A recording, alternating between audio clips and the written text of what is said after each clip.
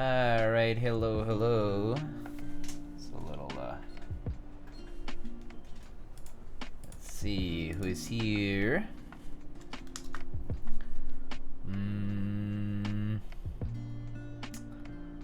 Eric, hello. Scruffy Marks, hello. Nine Walker, so yeah, Eric, I had a burger. It was just a regular burger with jalapenos and I had like guac and pico de gallo on the side, which was kind of nice. Kind of like Mexican style, I guess, sorta. Pseudo. Anyway, Nine Walker, hello. Claudiac, Peaches, good day. Enrico, hello. Ankit, hi. Fallen, how are you doing? Captain Mike, sup? What's up?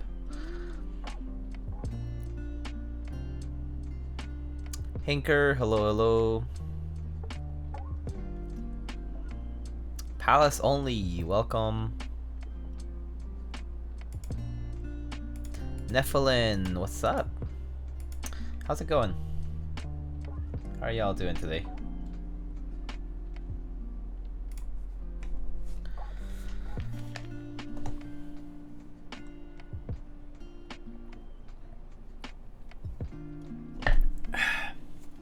Okay, so not much is new today. Well, actually, no, we do have something new today.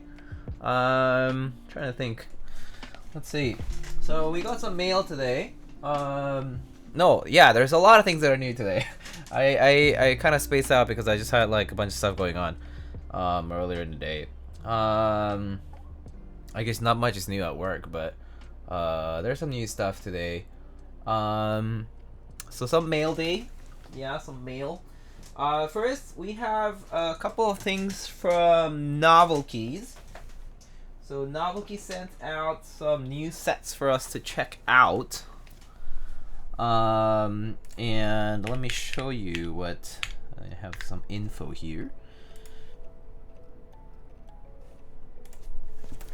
So there are two key sets that I got from Novelkeys.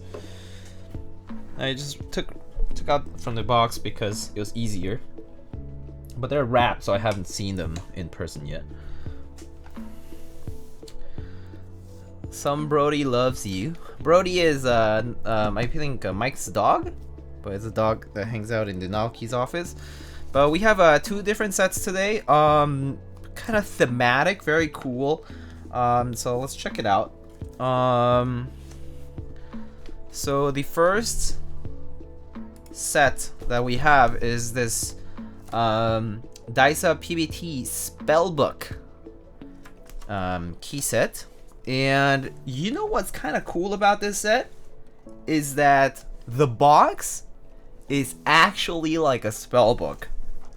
Like, this is the spine, right? This is the spine of the book. What is the best custom mechanical keyboard for the fastest gaming possible? I'm talking big numbers like Hello Kitty Island Adventure type of gameplay. Very nice. Yeah, do you guys like the TTS? It's the GLaDOS voice. That's because you are a 13-month sub, so you have free text-to-speech now. Anyway, thank you so much, Mason, for the sub. Alright, so look at this set. It's called PBT Spellbook, and it looks like a spellbook. So it has like bookmarks on the one on the other side, you know, for different elements, and the other side of the book, the back cover, it looks like this. But it looks pretty cool. Okay, that droplet looking like blue mana symbol. Yeah, like you know, like the different elements, I assume. So let's open it up. Oh, guess it doesn't just rip off there.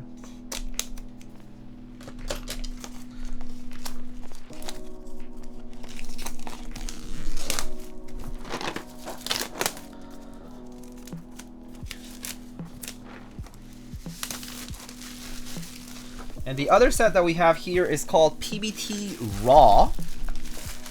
This set I heard that was a pre-order and it will be shipping out soon. I'll show this one in a bit. But this PVT spellbook set, let's open it up. Ooh, look at this. This is really nice box. It has magnets to cover it. And whoa. Okay, so this is what PVT spellbook looks like. Better box than GMK. And it basically has like, I think these like they look like runes, right? Yeah, and it has evocate, runaway, lay as in like ley lines, I guess, spell lock, transpose, conjure, blur, alter, cast. Pretty cool. Basically it's actually a beige set. Okay, it's a beige set, okay? It's a beige set with purple legends. It's basically a beige set with purple legends, and a few alternate sub legends here as well. It looks very cool, to be honest. I really like the theme already. This is pretty lit, and I honestly think this box is like amazing. Okay, this is like a very nice box. It's like thematic and everything. Okay, so this is the main part of the set here. Let's see if we have some novelties. And here we have some novelties. We indeed do. So here we have mirror image, book lock, fizzle cast, banish, atone, slow, F13, encode, hearth, haste, banish, atone, slow, mind lock.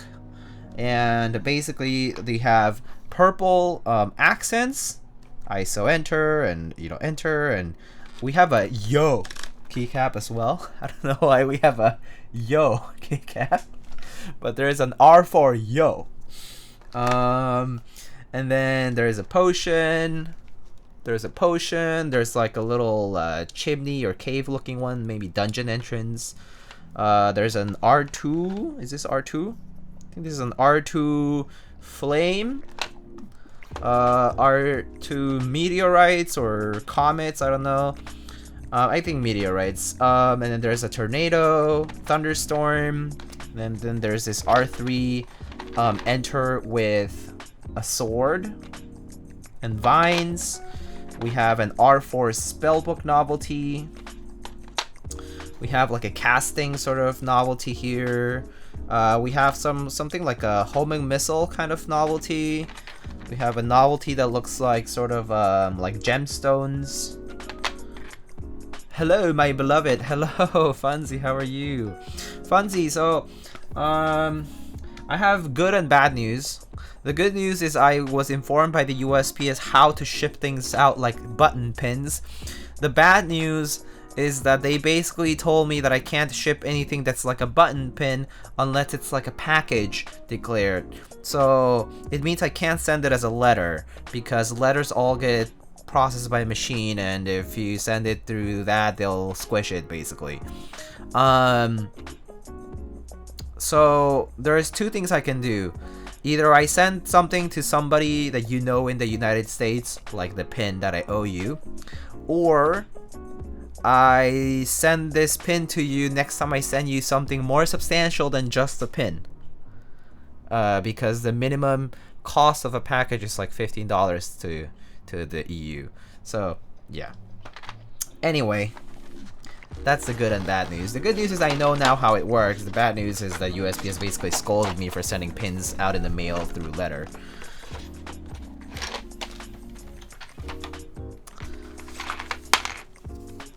So I kind of have to apologize in a way, and also, yeah. Alright, we have some extra things here. We have some blur and conjure and alter novelties, or bottom row mods, and cast and lay, and we basically have the 40 support as well as with backspace and this stepped spell lock, rather, not step caps lock. We have an I love how the transpose In short, in a 1.25 form, it's expos. so yeah. And then there's a 7U, and of course the 2.25 and 275 bars over here.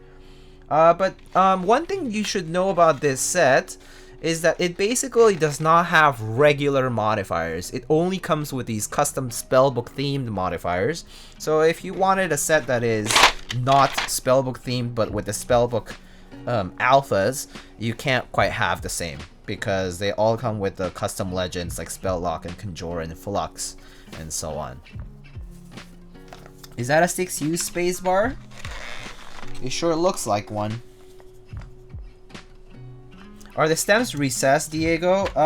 Let me look at the main alphas, because I don't think I can tell from these guys here. It's easier to tell from these guys over here. Yeah, they are slightly recessed.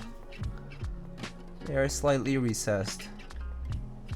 I don't know how to I don't know how to show it best, but they seem slightly recessed. Sorry about my ugly fingernails.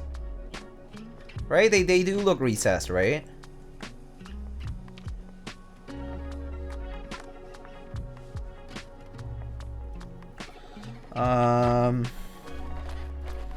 Maybe like a middle row key here.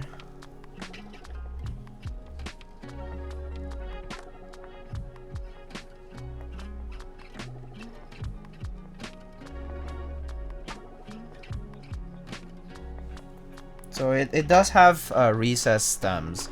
And you can see the quality of the legends is pretty good, pretty solid, to be honest. I'm pretty happy about how it looks, personally.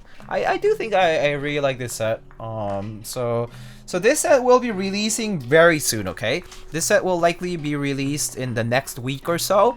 I know that they just released the Kale Cream Dream Switches, and this is one of their PBT sets that's upcoming. And as you can see, this is called PBT Spellbook, and you'll see it on Novel Keys pretty soon. But yeah, it looks very nice. I really dig this set.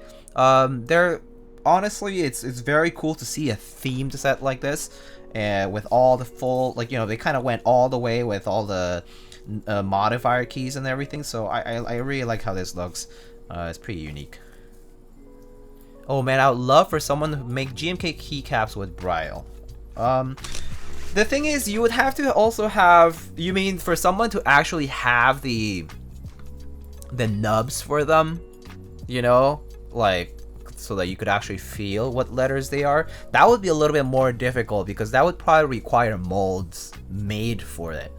But it would be cool to see it done. That would be awesome. Like something that's actually tactile. But yeah. Isn't this the Minecraft enchanting table language for the sub-legends? Is it? Is that right? Maybe it is. I don't know. You can confirm for me, but can't tell you. Not smart enough to tell you. Anyway, so this is the first set that we got today. Looks the same. I looked it up just now. Oh, okay, great. So there we go. The source of the legends is from Minecraft's enchanting table. That's very cool. Alright, so this second set, it is a Brutalism inspired keycap set called PBT Raw. This is again PBT plastic with dye sublimated legends.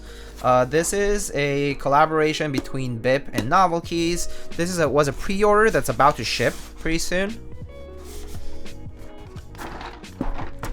So there's a banderole. The rest is just kind of just a regular black box.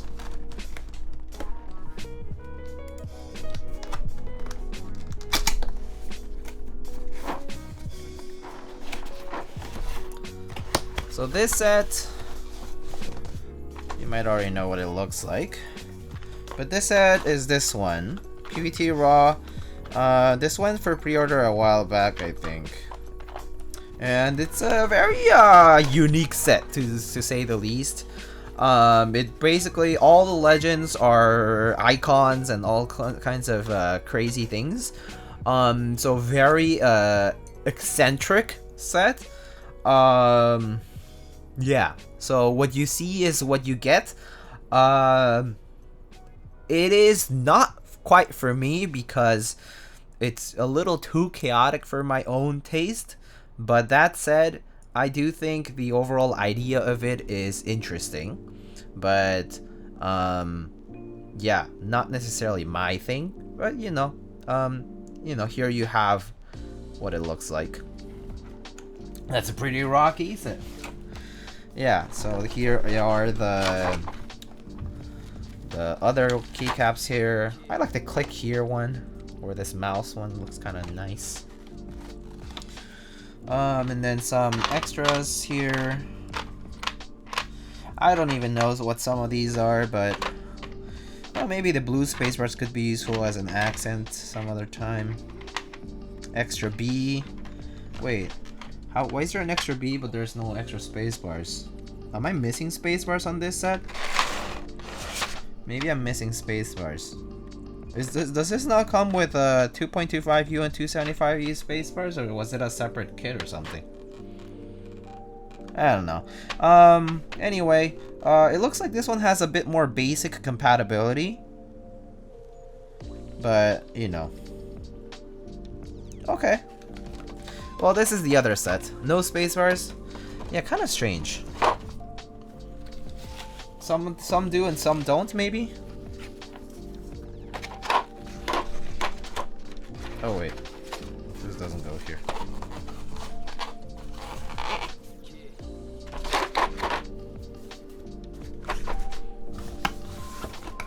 Lately, I'm starting to lean only towards PBT sets. Oh, CVLM POV also, thank you so much for the 5-month resub. Appreciate that. Thank you so much.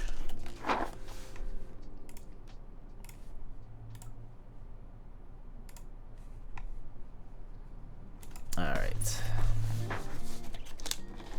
I have to use normie keyboard today, says Peaches. Because CA66 is not inputting any characters. Feels bad. Oh, I see. Bummer.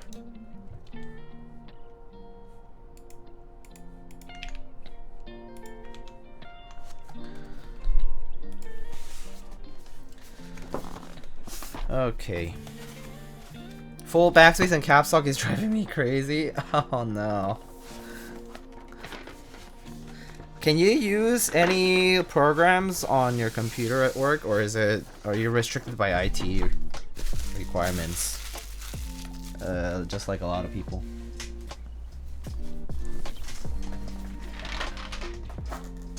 Okay, so today's build is actually going to be rather interesting. Well, interesting in the sense that it is a custom commission board. We have some other stops and switches. Restrictions by IT, I see. So today we have this custom green and brass unit. Why GMK Olive specifically? Because that's what the client wanted and that's what the client sent out. So, yeah. Shashong.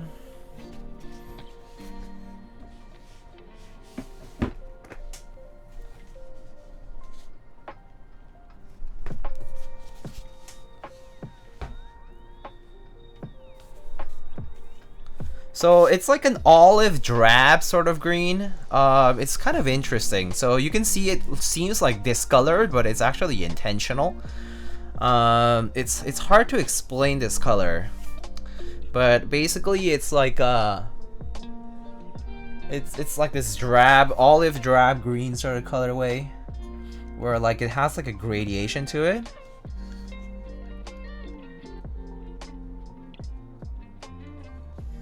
Gunmetal green, yeah, maybe?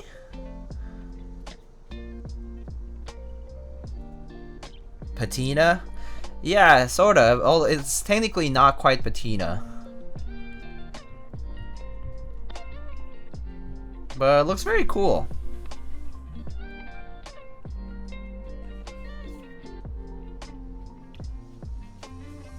Reminds you of the TXNT copper finish. Yeah, and then this one comes with a brass bottom. All brass, sandblasted.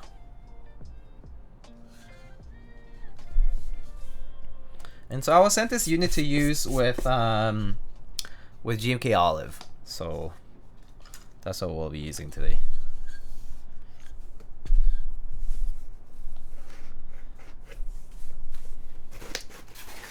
Alright. It almost looks like it's worn a bit. Yeah, kind of.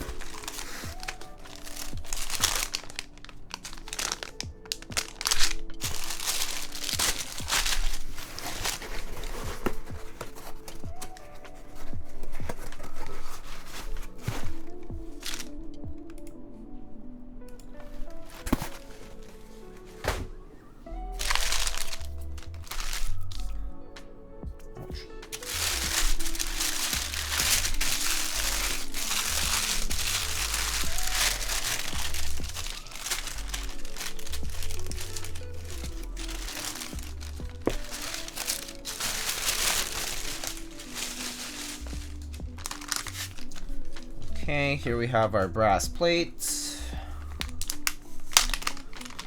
Oh, whoa, what's this? Lining back at it again with the stream this week. Boomerangaroo. Hello, how's it going? Back at it again with the stream. As a mage.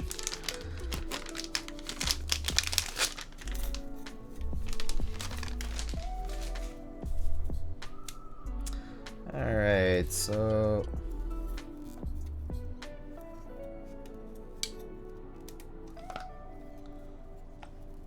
65% PCB, okay. Let's test that out first.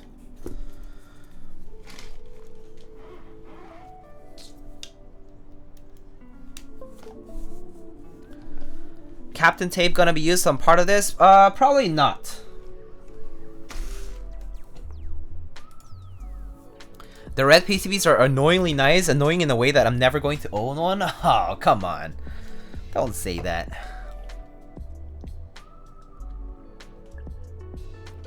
Is it brass bottom? Yeah.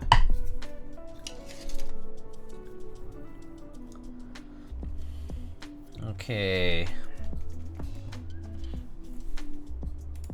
You can just manage your own PCBs, true.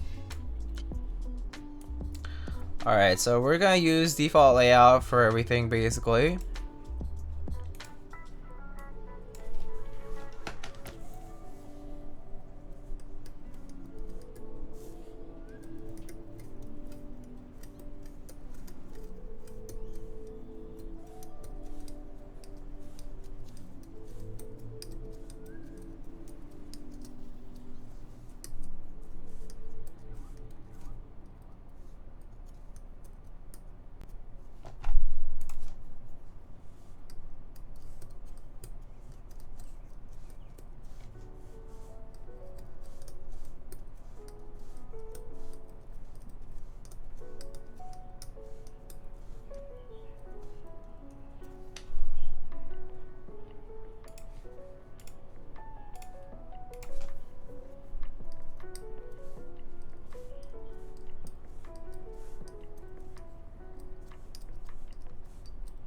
Okay.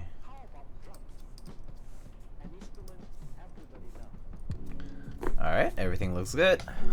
What happens if one isn't working? Stop stream and give up? No. Normally if one part isn't working, it's because maybe the diode got sheared off or something like that. I have replacement diodes. So yeah, normally it's not a problem. But it's a good habit to test just to make sure that everything's working beforehand.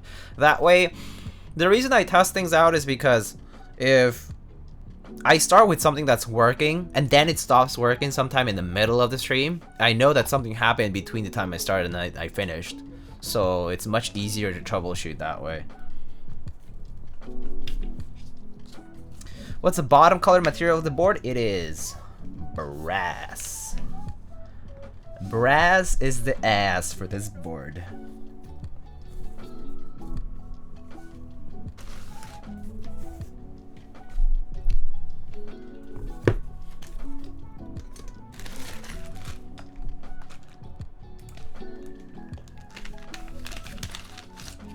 Have you ever boofed a client's components? Yeah, I have. Yeah, I have like burned the pad before. I have like borked like underglow or something like that before. Yeah, it's happened.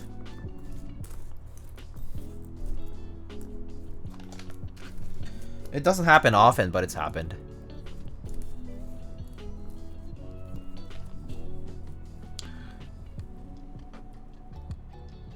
Wait, is that inside portion removable to where you can have the inside back being brass? What do you mean? So there are 3 pieces to most Keycult keyboards. There is a top piece, there is a mid piece, and then there is a bottom piece. The bottom piece is what's made out of brass, and then the top and the mid piece are made out of aluminum.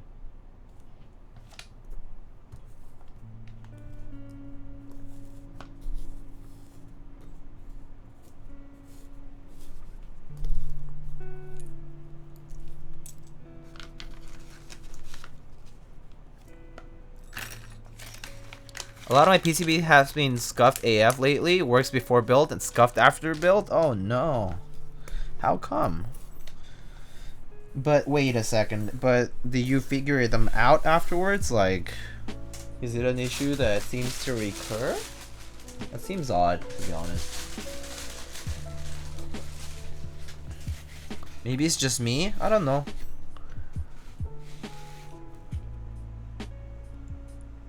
Oh.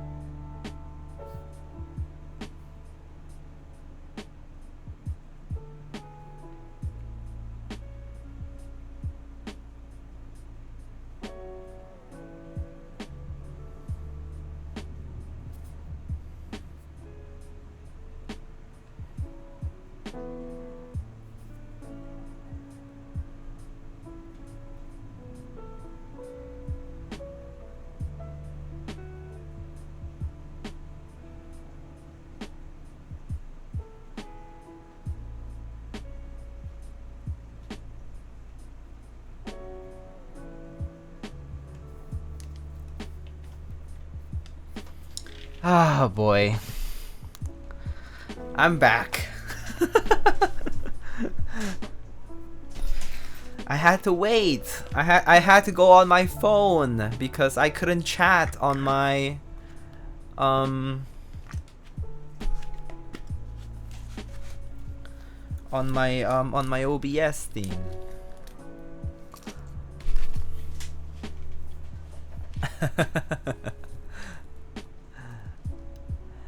Anyone know if the mode switches are any good? Captain Mike, are the mode switches any good?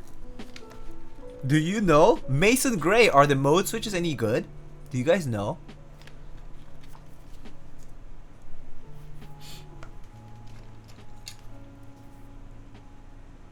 F?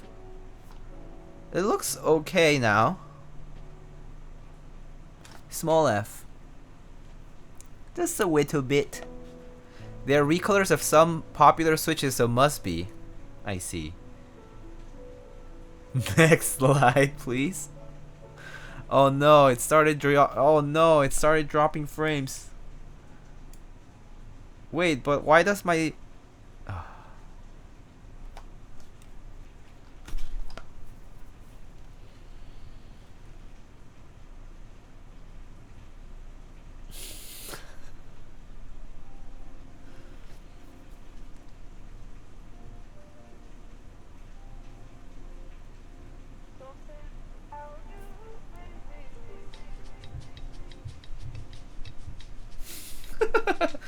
What's going on? What's going on right now? What the hell, man?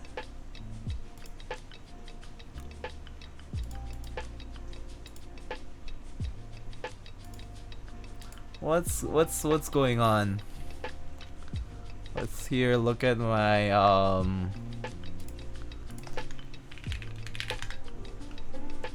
Spectrum just doing a little trolling. So okay. So you know what's funny? I actually don't think it's Spectrum today, because the chat is actually like the chat right here is actually showing up the entire time. It doesn't disconnect. So that means my internet is actually still working. And then, so I actually think it's the connection between OBS and Twitch. It's been going down.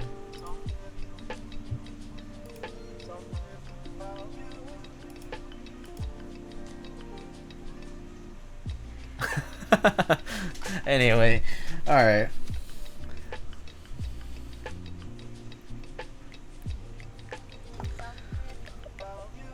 VTubers hacking Twitch in revenge? Yeah, maybe.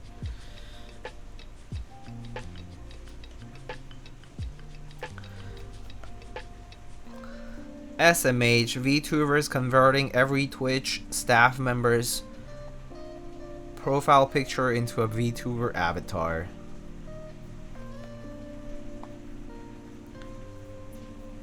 I heard VTuber avatars can be very expensive.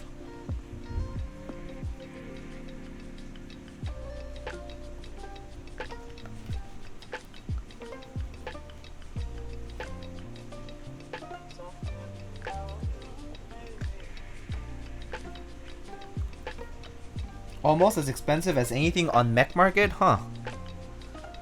So does that mean it's anywhere from $15 to thousands of dollars?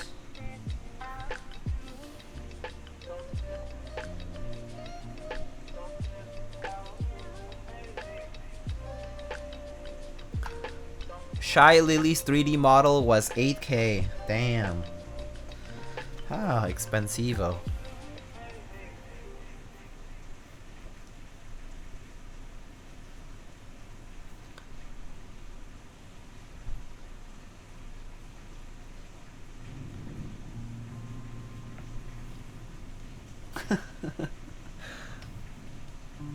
I was looking for a Mr. Suit earlier on Mech Market to no avail. Why? Oh no. Are Mr. Suits hard to get now? I thought there were so many of them out there. I guess maybe it's just the timing. Wait, why is Drew adding these emotes? Mr. Suit's so meta? Yeah, Mr. Suit ticks all the boxes, right?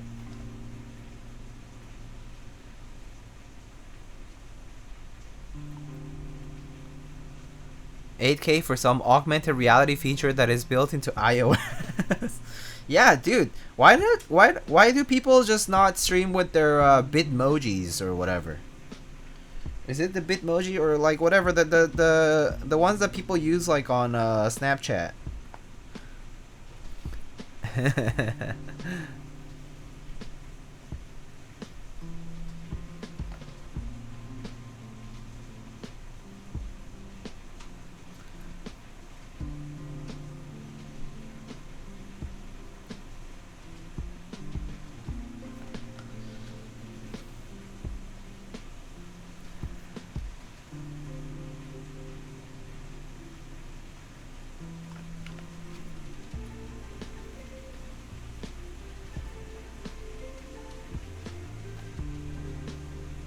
Alright.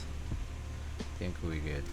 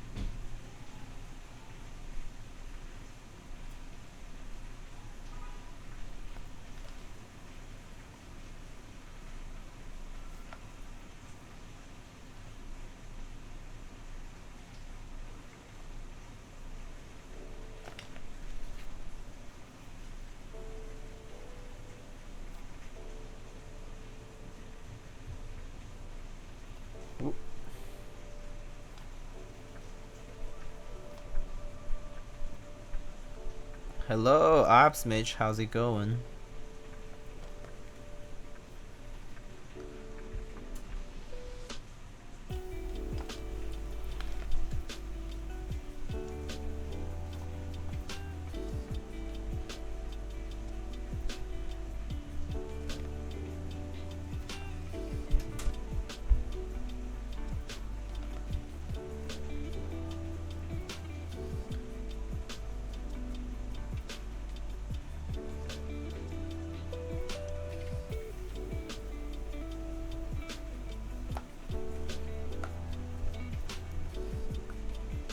Excited to comment on someone's commission taste.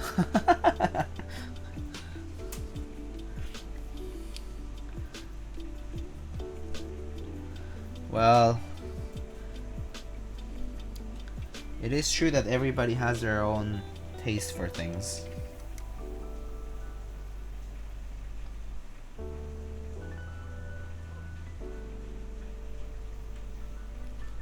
I'd rather win a raffle and not have to make these decisions. You know, I feel the exact same way as you do. That's because, first of all, I feel like whatever I would get to choose in the commission, like, while I would be happy with it, I feel like maybe I wouldn't have the best judgment for myself. You know what I mean? At the cost that I'm paying, right? I'm like, is this really what I really wanted? And then is it good enough for me?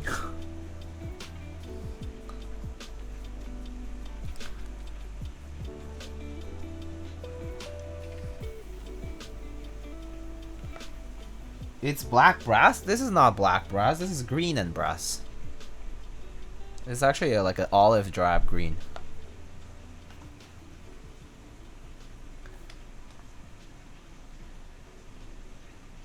Does it look black on your screen? Does it look black on everybody's screen?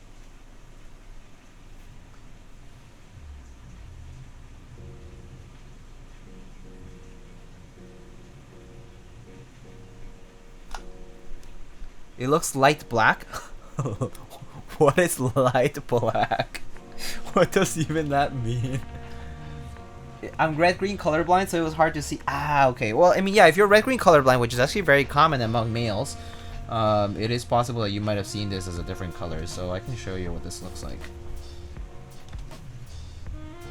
Yeah.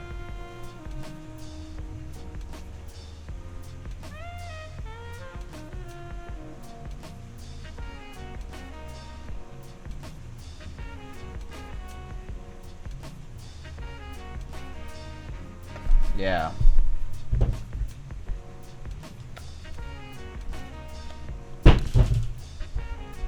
Yeah, so it's not like an even anodization. It's like it has like a gradation to it. It has like a little gradient going on. Sort of like looks darker in certain spots. Kind of almost looks like worn. Yeah, kind of like one Druckmann was saying earlier. It like kind of looks worn, and that's the kind of look it has. And yeah, it's just a sandblasted brass back.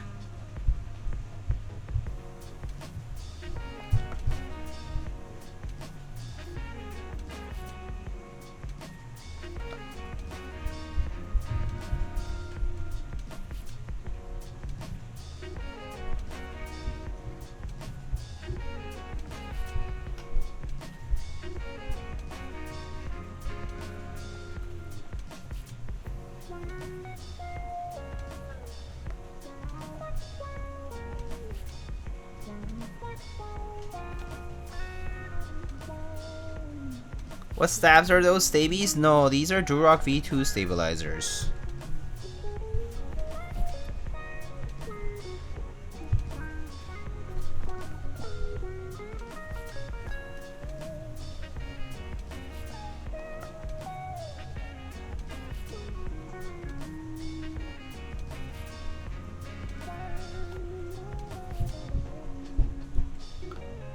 Imagine Keycults with float values?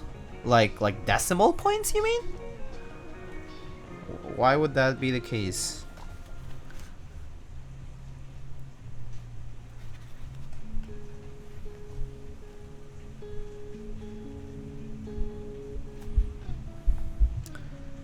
Hero or Hyro KB. Hey, what's up? Came home after a bad day. Some people can be real jerks. Oh no. What happened, Hero or Hyro KB? I mean, if you don't want to share, it's okay. Actually, you can skip it. A bad day is a bad day and we move on from them. But yes, if you happen to work in any kind of service job, people can actually be absolute asshats in it. So I totally understand. If you don't work a service job, but in any case you encountered an asshole out there, it do be like that. There are mean people out there, unfortunately, in every kind of thing that you do.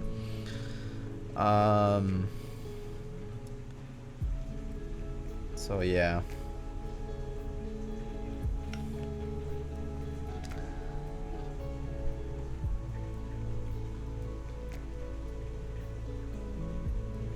Flow values are a number assigned to CS:GO skin quality. Oh, okay. I don't know anything about CS:GO skins. I literally am a pleb who does not play CS:GO in any kind of competitive way.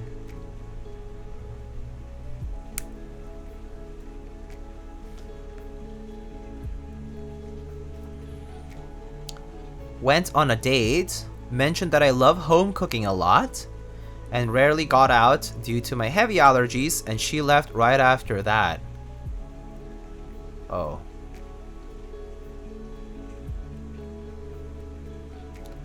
What the heck? Just left?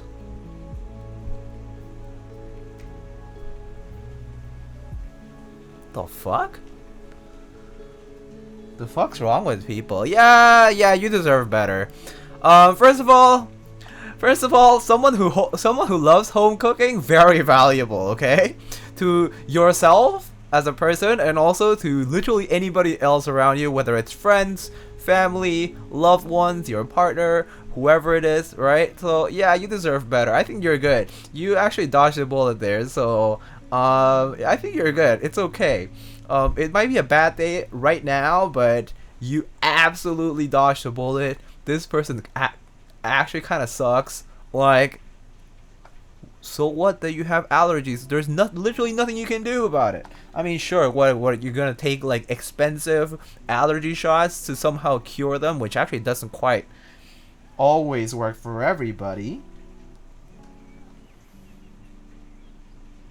Makes no sense. No. If you know how to home cook, that's dope.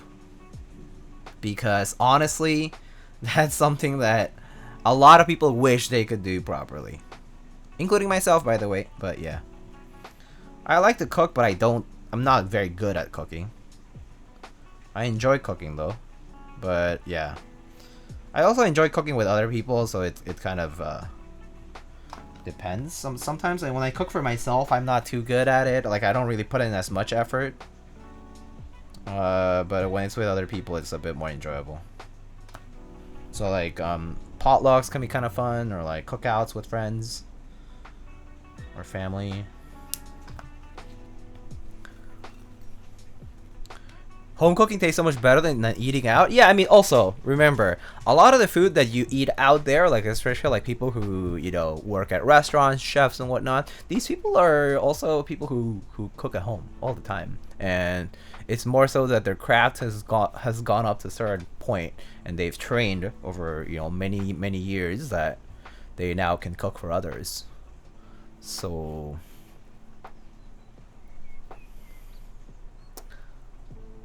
no one plays CS:GO anymore. I'm so glad I got out of CS skins, man.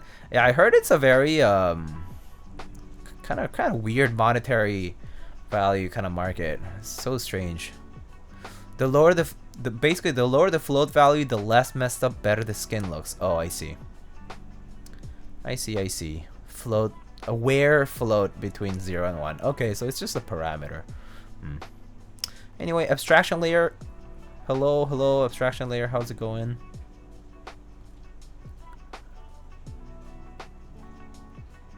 I was really like, WTF? She said she preferred people going to eat out a lot more. Good for them! Move on. Next. Because eating out is fun and cool. Okay, so this is the thing. I think a person who enjoys home cooking will enjoy eating out even a lot more because they can refer to something back at home. So if you really want to enjoy food out there, you should also learn how to cook, because that kind of gives you a sense for how difficult it can be to cook something good. Or maybe you go out and you eat something and you can know how much something is worth, like effort wise or money wise too, sure, like maybe based on the ingredients used and how polished it looks or whatever it is, but you get to appreciate that a lot more when you know how to cook at home. So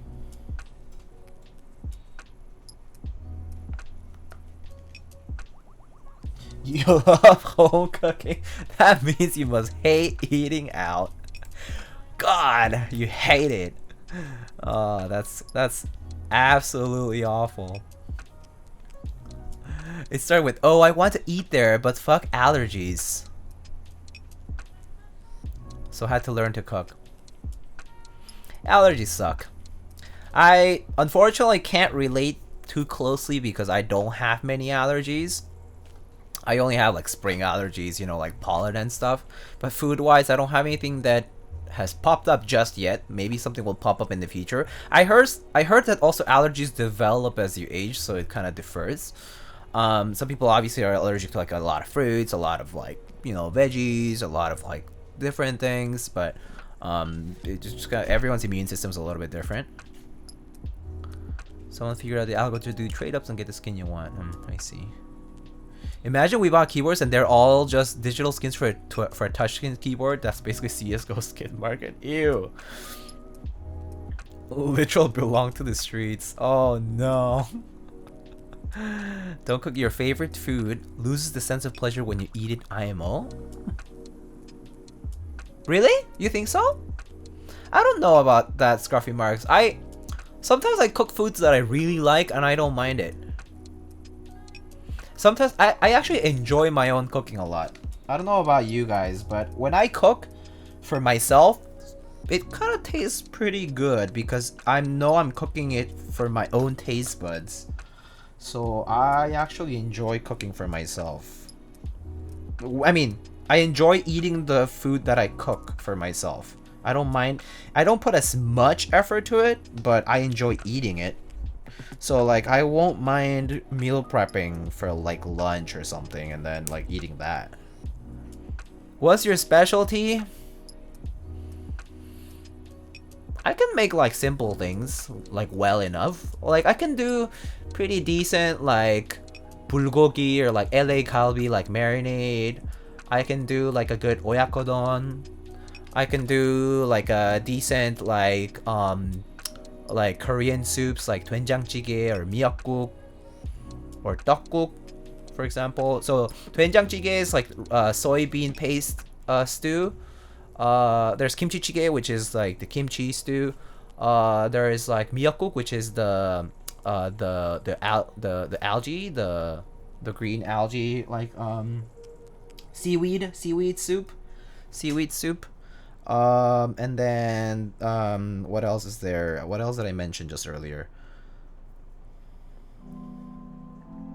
Tteokguk is like a rice cake soup. Oh, Mr. Matt, hello. How's it going? Everyone building Keycults tonight? Oh, really? Oh, I mean, that's it. I assume a lot of people might be building Keycults tonight because they just shipped their recent sale.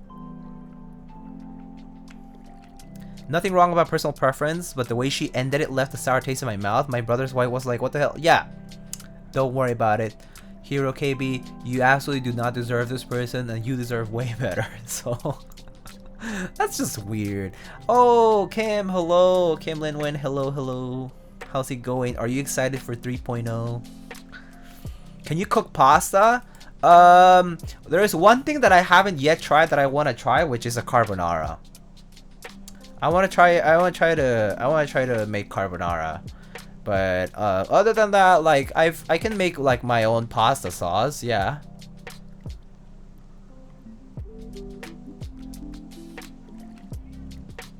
Yeah, I can make my own pasta sauce. Hey Diego, are your commissions open at the moment? Yes, they are. The only thing is I do have other builds like lined up, so obviously if you commission me, it might take a few weeks. I mean, a few weeks after all your stuff arrives to me. It all depends on the timing. Sometimes I have more builds than usual. Sometimes I have fewer. So and I move through the queue fairly quickly though. So I would say like a couple weeks, 3 weeks or so from the point at which your keyboard stuff arrives to me. Might be more of an estimate. Maybe like at most like a month or so. But normally no longer than that. Exclamation bulgogi.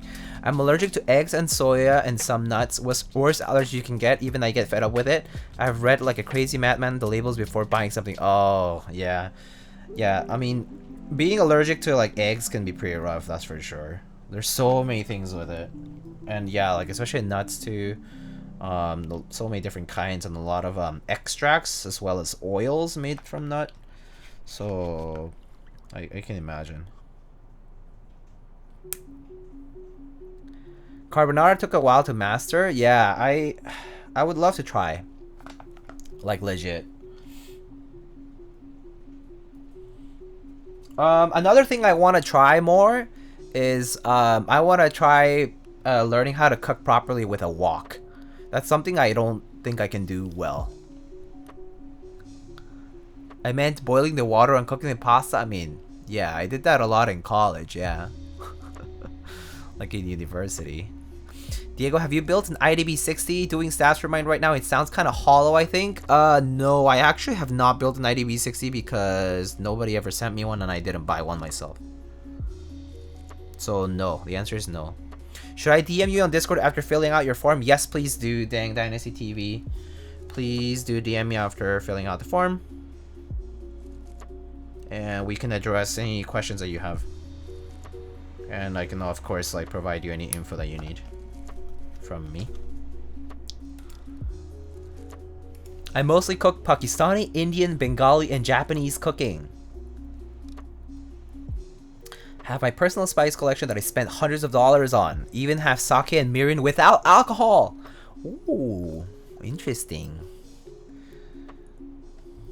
Don't like alcohol, but that's just me. I see. I wonder how the lack of alcohol changes the taste of sake and mirin, which I do use in a lot of cooking. Well, sake not so much, but mirin I do. But I also use like other forms of like vinegar or alcohol containing kind of things too. First time I ended with scrambled eggs. I mean, I'm not opposed to having scrambled eggs for dinner. Cause I'm a all day breakfast kind of lover. You know, I love breakfast any time of the day, all day. But that's funny. It's just pasta with scrambled eggs on top. You know how like you can make a good fried rice as long as you just have some eggs, some rice, and like whatever you want to put in, like, you know, whether it's meat or whether it's just veggies or both, right? And with a little bit of extra spice and condiment, you can make any like a fried rice or like a bibimbap very easily. So I guess your carbonara is like a something like that. It's except instead of bibimbap, it's like bibimpasta or something like that. MSG, yeah, just add MSG. There are some things in food that are only soluble in alcohol. Yeah, I know that. Isn't the trick to using a wok? Yeah, heating it up super hot and then turning it off and putting oil to prep a wok. Yeah. Go hard. Hey, it's the cakes, food chat. How's it going? Thank you so much for the 11 months. It's the cakes. Alcohol causes few issues health-wise, so I avoid it. I mean, if it's causing you issues, you should definitely avoid it. That's a given. sake and mirin I got were expensive and hard to get. Yeah, I imagine alcohol-free sake and mirin could have been difficult to source just because by default they will have alcoholic content, right?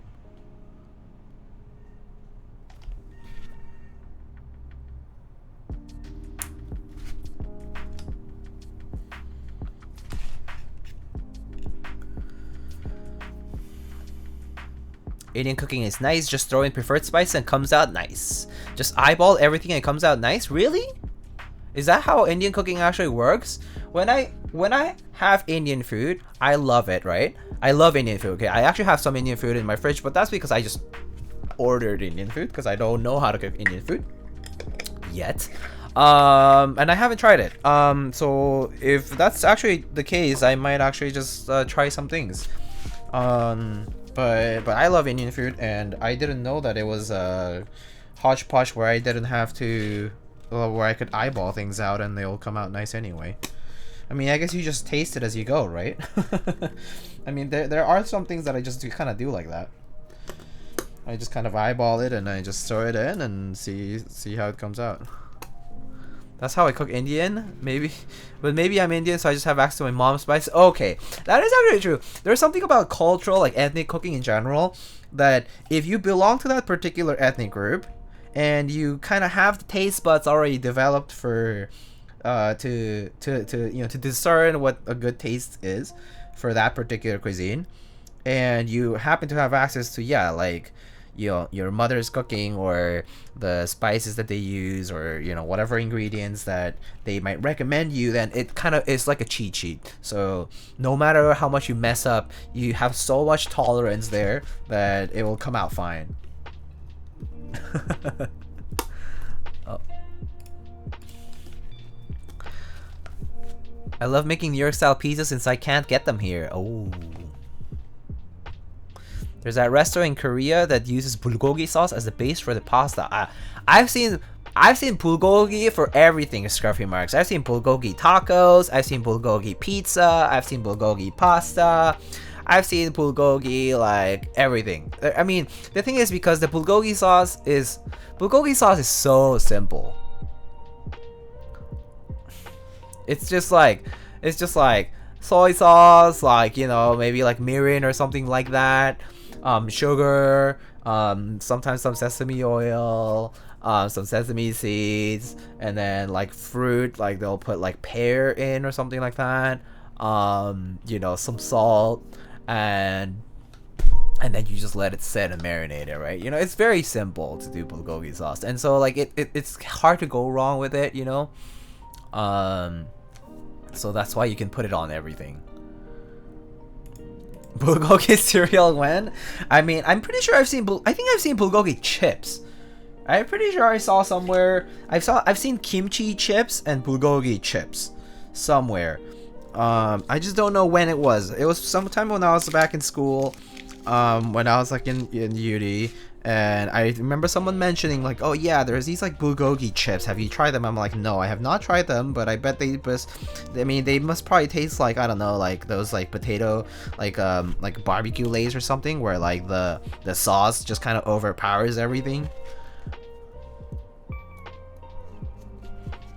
Anyway, here KB says, after cooking for a while, you know how much to put it, so you can tell how much you put in. Yeah. Oh yeah, how much to put in, yeah. Although there are differences between Indian, Pakistani, and Bengali foods, these are very similar. Yes, I know they are similar because I have friends from each respective country. But that said, I haven't really asked them like, oh, like, do you know how to cook this and this?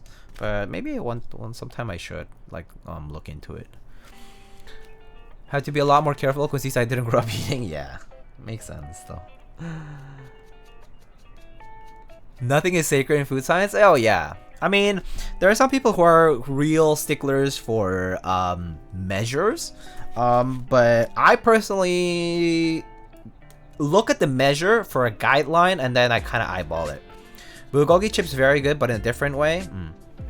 The way I see cooking is you solve a big puzzle and it ends right after you eat. Learn Arab's cooking too. They're freaking good with meats. Ooh. Okay, do you like salt and vinegar chips? I do. I do like salt and vinegar chips. Why would you not like salt and vinegar chips? Vinegar is so good. Oh, good question to ask people. Y'all, how do you eat your pot stickers?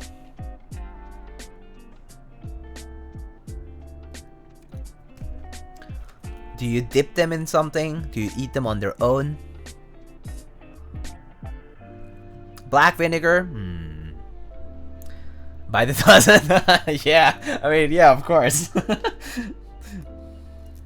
So I was having pot stickers this morning, and I normally just use a little bit of soy sauce, and more vinegar than soy sauce, but sometimes I overdo it on one or the other. But I do a mix of vinegar and soy sauce normally. Yeah, about like sauce or like just how you eat it. Like if you cook it, how do you cook it and how do you eat it? Do you steam it? Do you fry it? Do you like dumplings, pot stickers, gyoza, wontons, chili oil? Oh yes, chili oil, so good. If I had chili oil, I would have put that in as well. Oh, you know, in Korean, there's a thing called 양념 간장. It literally means like 양념 is typically 양념. I guess is like marinade, but it's more so like what's a direct translation? 양념. Let's see, 양념. I guess it's seasoning? Sauce? Yeah, it's seasoning. Seasoning is 양념. Okay, so it's like seasoned soy sauce, but basically it's that. It's just gochugaru, which is chili powder and some soy sauce, and sometimes a little splash of sesame oil. And a lot of people will add vinegar to it too. I prefer vinegar, but some people don't. But at least in my household, we use vinegar because it's also healthier for you. So I'll normally put vinegar with my soy sauce, or pretty much a lot of sauces that I use almost always have vinegar.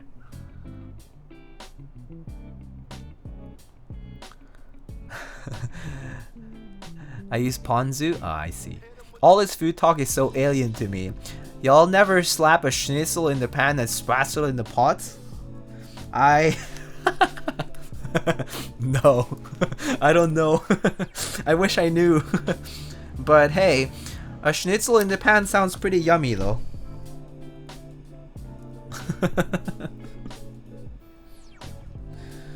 Oh man, food talk.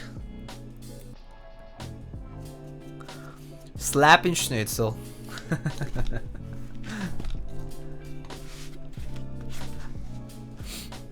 Have you tried bibigo bulgogi? Wait, what? Bibigo bulgogi mine? What is that? Mandu? Oh, bibigo bulgogi mandu.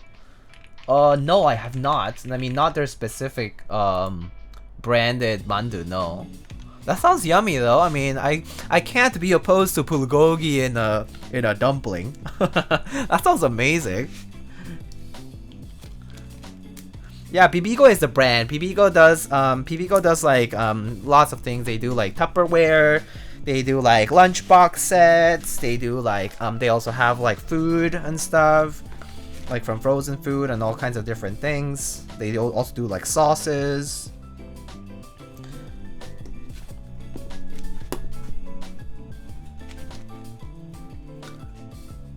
Bibigo is so good, like legit. Even their instant rice is mind blowing. Interesting. Is that a euphemism?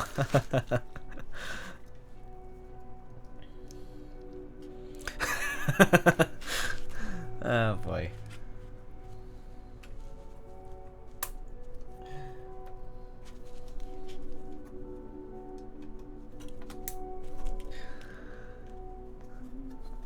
The instant rice that I normally associate, I mean, the one brand I associate instant rice with is hetban, which is the Korean one. I feel like every Korean person associates instant rice with hetban, which is the brand, or like the name of the product of the instant rice. But yeah, that's interesting though. I didn't know that BB also did instant rice and it was good. That's it. If I could just make rice, I mean if I can just make rice at home, I'll just do it instead, because I don't know what kind of rice cooker you guys use. I know a lot of people might use Sojirushi's or Kaku, the Korean ones. I have a Tatong, Taiwanese rice cooker, and it's one of those induction rice cookers. It's the one that has, it's like a big pot. It's a big pot, and then inside of the pot there's another pot. And basically you put water in the bigger pot, and then you put the smaller pot in where it has the rice and the water, and then you let it, boil and cook, and it'll turn off on its own once the water that's inside of the big pot boils out. But the water, I mean the rice comes out so nice. It comes out just like nice and fluffy.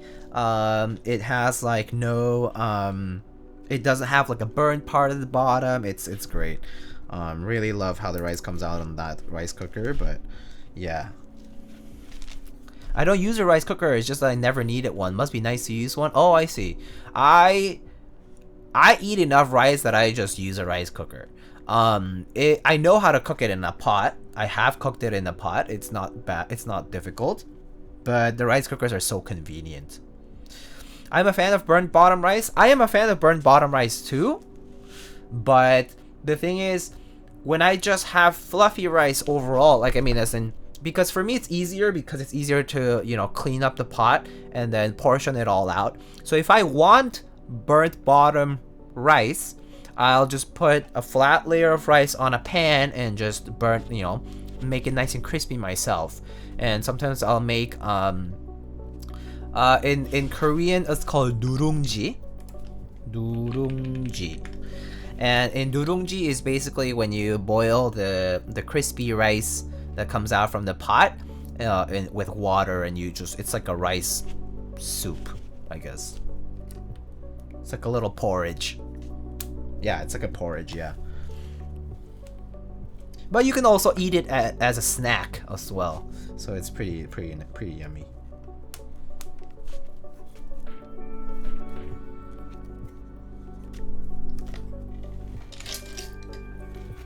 We have a version of this too? Oh, I bet a lot of different cultures have a version of like using different forms of rice.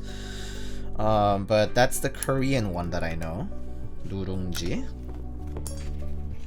Chinese call it kanji. Well, so kanji is different. So kanji in, kanji, I know that in Kanto is jok, right? And in Korean that's called juk. And it's a little bit different from doing just like durungji and like with the, and then just like boiling it just like that. Cause kanji and also like juk, right? It's a bit more dense than that. Has a little bit more to it. But yeah, kanji's not burnt rice though. Yeah. I hate having to soak the pot after every use to get the gunk out. Yeah, it's so annoying. That's what I don't like either. I don't like that part of the cleaning process. So Colombians call it pegado. Makes sense, pegado. Like stuck.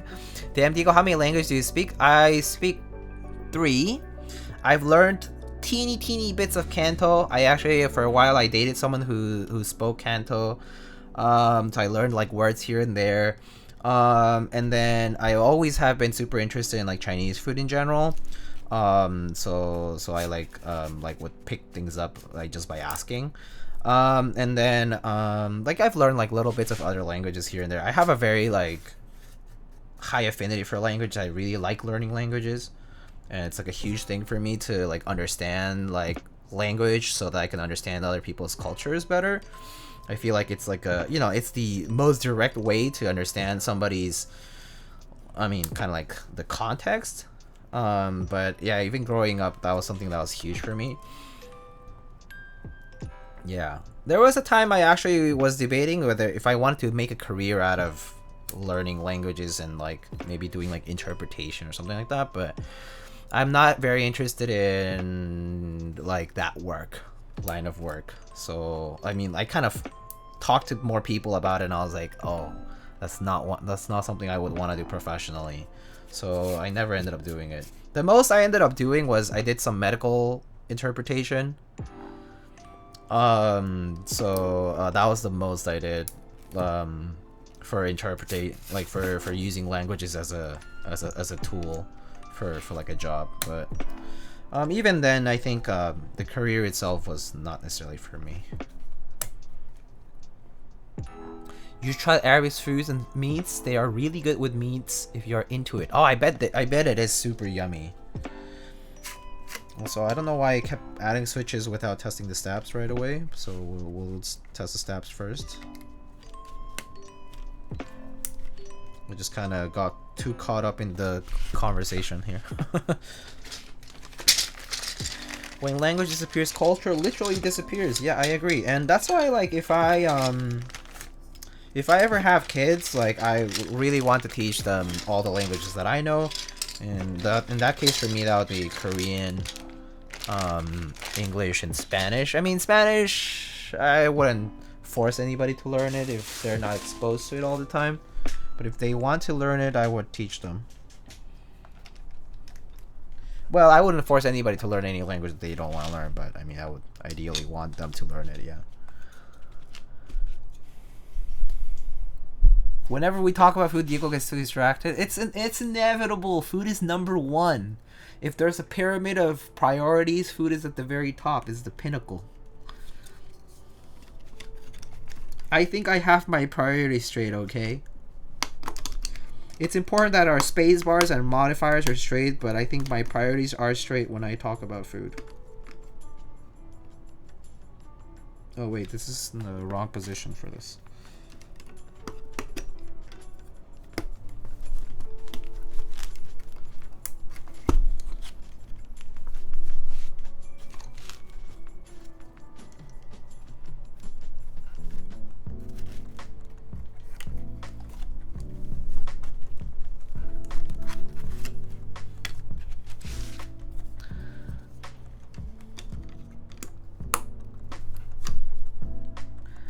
You should hear some of the parents' logic. They don't want their kids to learn more than one language because it is bad. Research proof otherwise. What?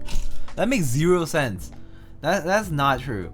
Learning languages increases your sensibilities as to, like, not just like to understanding other people's cultures, and also I've seen so many people that like will grow up, you know, maybe they grow up multiculturally, right? Maybe they, you know, have either like multicultural parents or they grew up in a different country, immigrant parents or like whatever it is.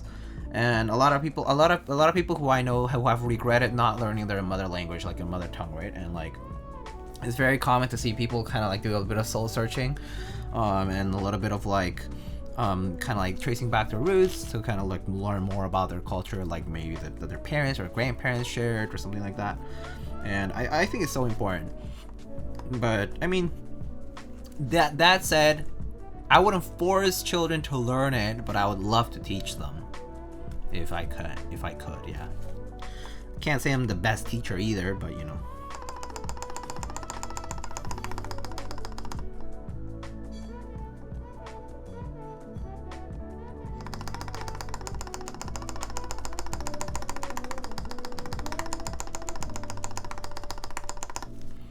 My friend's parents is a big example. Her family didn't teach her German and they're freaking German. Oh, I see.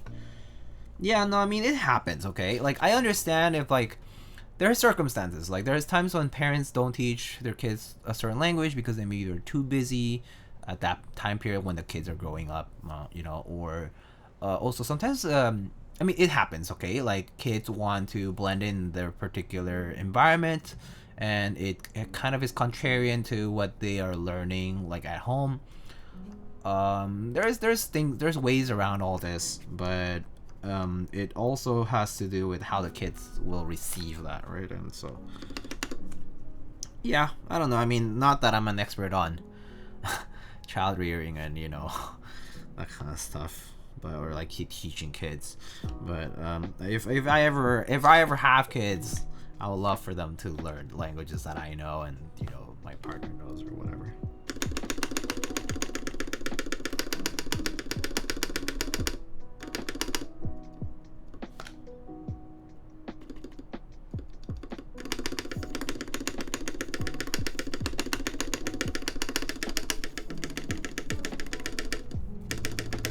I'll be blunt, I don't understand English people logic. In Europe, children already know more than one language.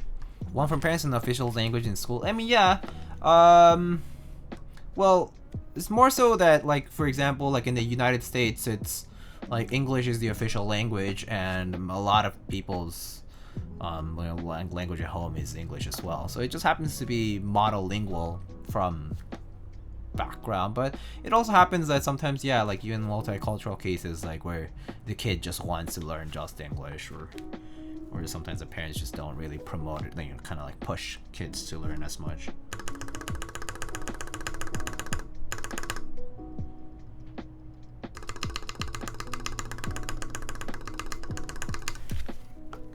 Guess the arrogance, you don't need anything more than English? Maybe. Not in every household that is that the case, but it definitely can be a little bit of pride or something in the way like that. That's why I learned Chinese from LinkClick. Let's go. Dude, Mason, all you need to learn is that rap, the rap on the LinkClick OST. If you can do that perfectly, that's all you need. You'll be so much. You'll be like the coolest guy out there. and then obviously like understanding all the show, right? You know how I learned my mom and dad's language? I mean, I don't know. How would I know? We don't know each other so well. Yeah.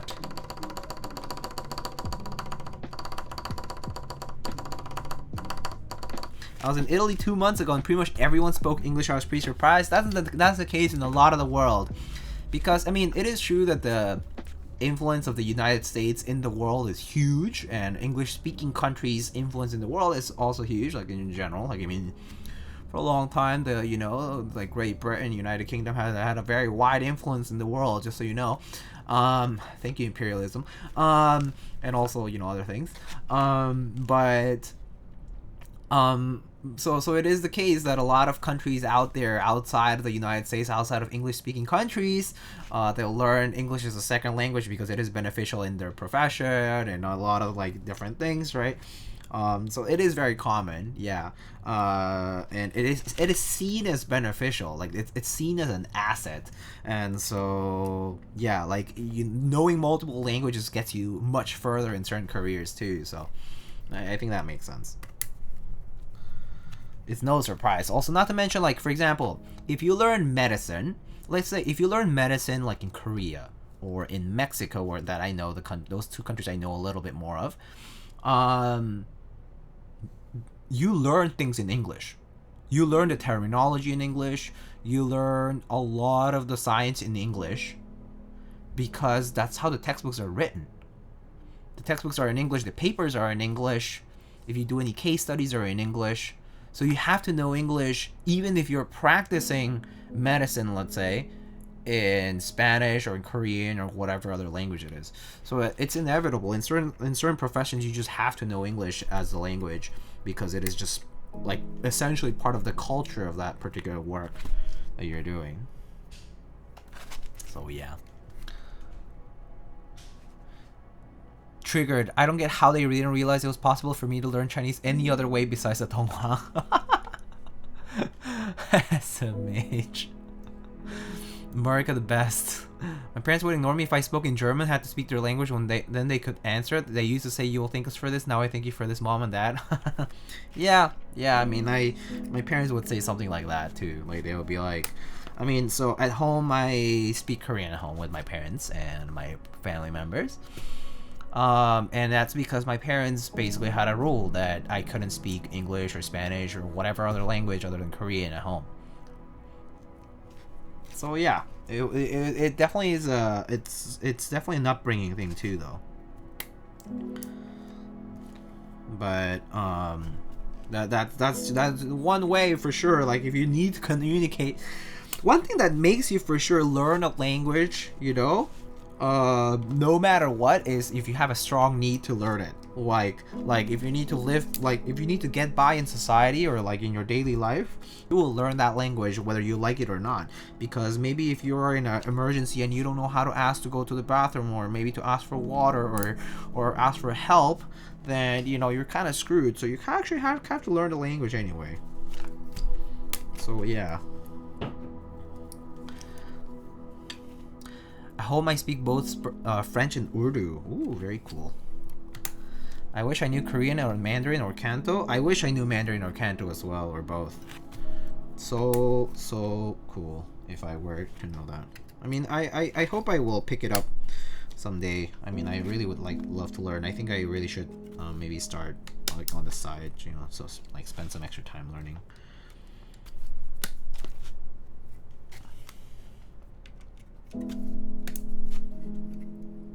But very cool. Thank you for sharing, guys.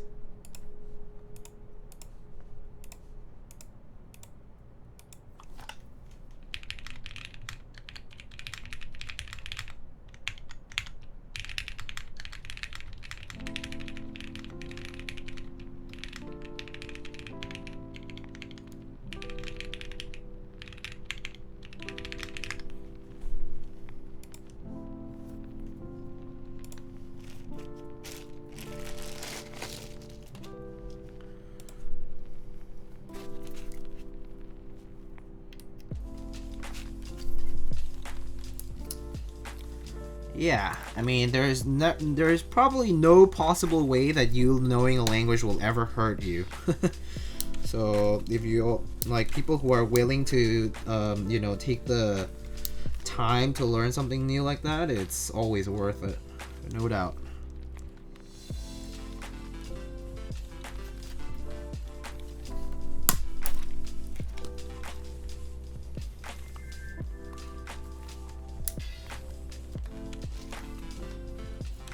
Knowing Mandarin is more useful, unfortunately, for Canto speakers. I mean, that is true, yeah. That is true.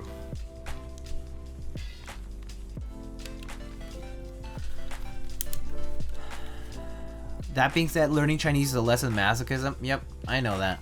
I know. Thousands of hours learning Chinese would be so much more effective learning any other language, because each word is unique. If you don't know enough words, you'll miss meaning the sense. Yeah. I'm off to bed. Good night. Sounds good, Funzy. Thank you so much for stopping by, my friend. And you know, for stopping by so late too. So thank you so much for sticking around. I hope you have a good night.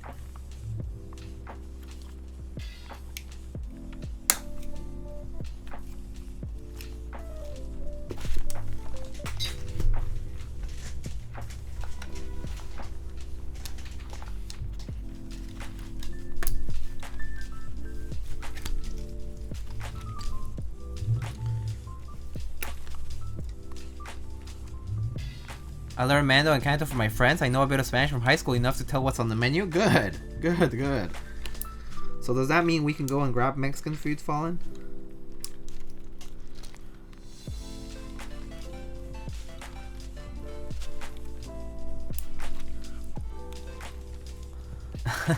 Mason, that's so funny. I was talking to somebody at work today, and they were telling me that they had gone to Keycult recently. And you know, I was like, oh yeah, Keycult, very cool. I've been wanting to go, right? I haven't been there, and you know, how was it? You know, they told me a little bit about it, and then I was like, oh yeah, like, and then someone was like, Keycult, what's that? And I was like, oh, Keycult, like, it's like this you know, Korean style, like kind of like KBBQ, but Michelin star and like fancy, you know, like gourmet. And and that person who had gone to Keycult was like, oh, I mean, the other person was like, oh, how do you like spell it, so I can like look it up and maybe check it out sometime. And you know, and we were like, oh yeah, it's like COTE, right? Like that's how it's written officially, like from their like website, or like the way they like decide to name it, right? And then the person who had gone to a restaurant was like, oh yeah, Keycult, like it must be a French word. And I was like, wait a second, you went to Keycult, right? I laughed so hard. In the context of this language-based conversation, it's hilarious. It's a French word, right? Yeah, totally.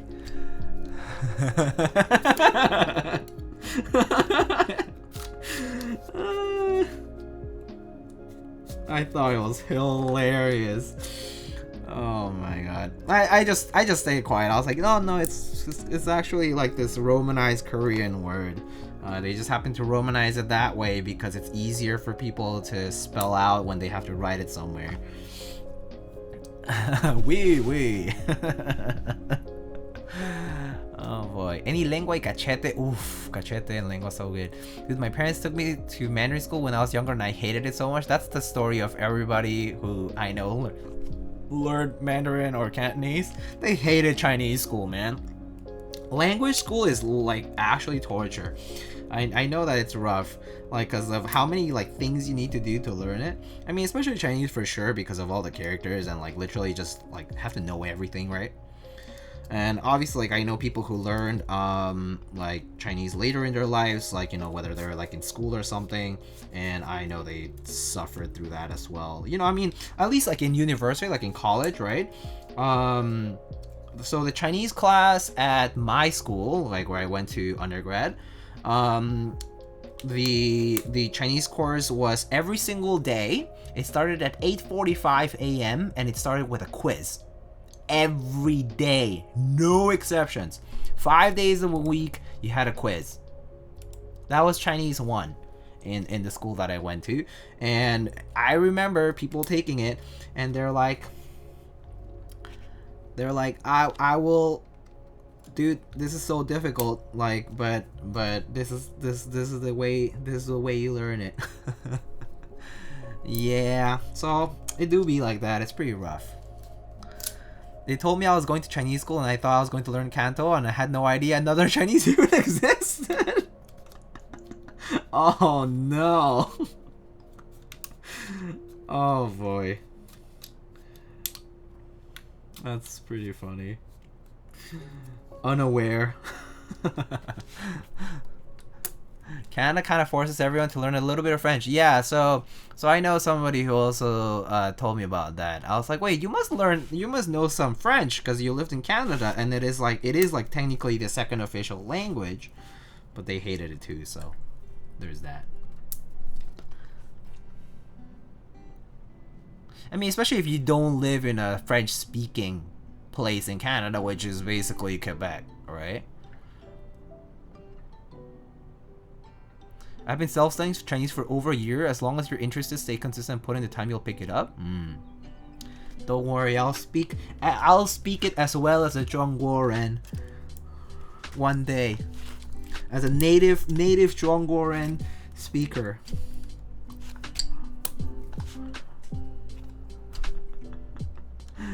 One day. When you figure out Morgantown, yay, nay, for sure, let me know if you're going. I might repurpose October to see Koi, Contra, and Swang, and then do Pittsburgh and Morgantown in November. Damn. Okay, sounds good, Mason. I'll let you know. I still haven't figured that out yet. But that would be wonderful.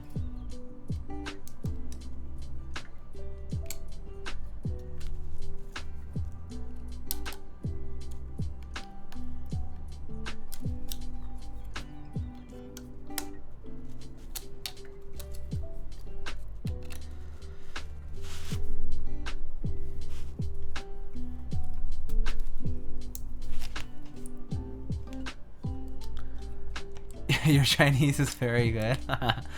I mean, I'm just reciting whatever I had heard.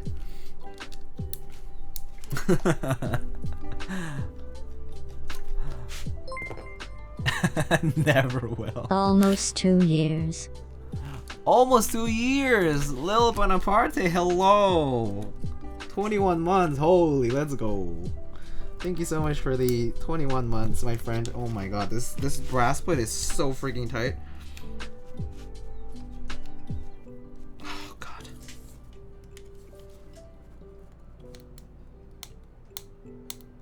Oh. Good thing I have a spare switch here.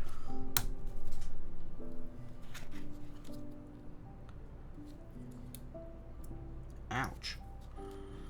Alright, there we go.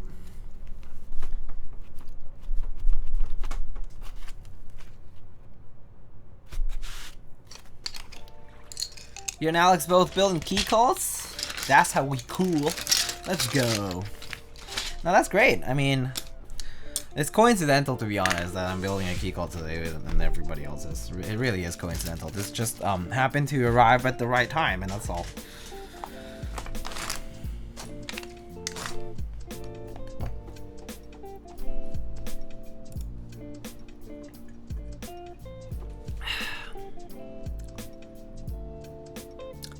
Peaches says, my mother tongue is Cantonese, and as a Malaysian-born Chinese, I had to go to a primary school that teaches their syllabus in Mandarin.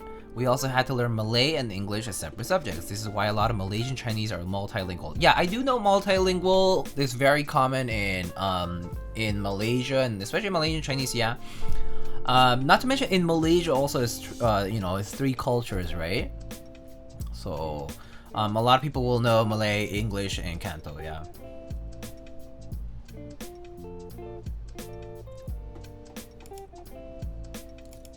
I want to learn Japanese and Korean. Yes, for light novel, manhwa, and manga. Yeah,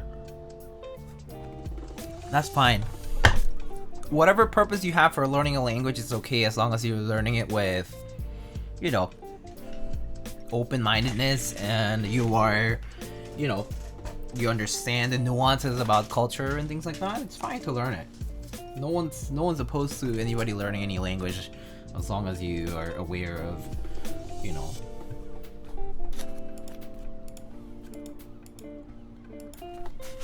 Alright. Let's start soldering some. Okay, what is manhwa? Because I actually have no clue. Manhwa is literally Korean comic.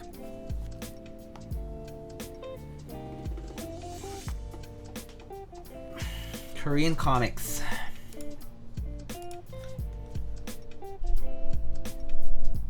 It's like manga, but Korean. Basically. Okay, I'm gonna switch to the noise filter.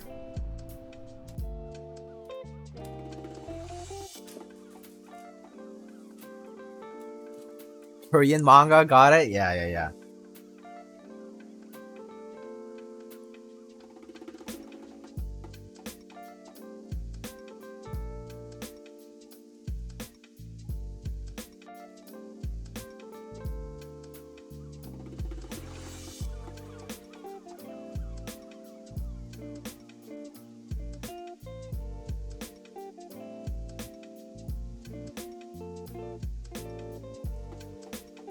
They make good ones. Chinese also make good ones. Do you know that French are also good at it? I didn't know, but I mean, I assume there's all kinds of, you know, I'm sure everybody can be good at storytelling.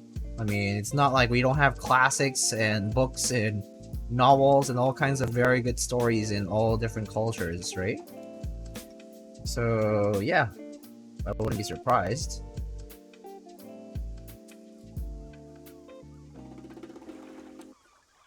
Manhwa is Chinese comic. I mean, so the word is the same. They use exact same word for, in Korean it's also called manhwa. In Chinese it's also called manhwa.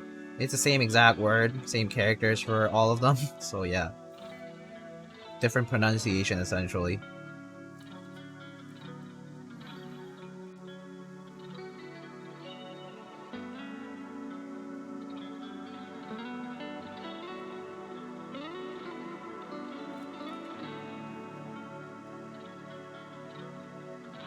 Any reason why he didn't enable all the voices? Oh, it's because I didn't go through all of them. I enabled whichever I listened to, and then I ran out of time, and then I was doing something else. But I can go through them later. And then I forgot. Which is what happens anytime you get distracted.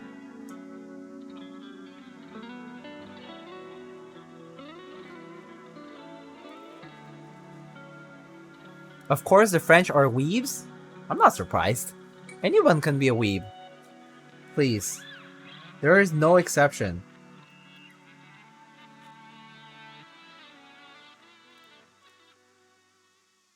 As a kid growing up in Karachi, I used to watch an Urdu dub of this cartoon called Denver the Last Dinosaur. I googled years later to discover that the original was actually French. Ah, interesting. I mean, so you know Tan Tan, right? I remember that when growing up, I know him as Tintin because in Spanish that's how we say Tintin, not Tantan. And so it was only years later when I actually took a French class, that I learned that it was actually Tantan and that it was a French cartoon. So yeah.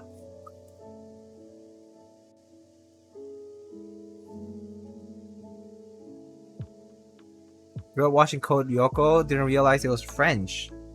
Yeah, that's the kind of stuff. It's like there's things that I just didn't know that their roots were from somewhere else. It just happens. I buy my manga in French. Why? Cheaper and even better quality sometimes due to it being the biggest market after Japan. Oh, I didn't know that. That's actually pretty interesting. That's a fun fact that I didn't know at all.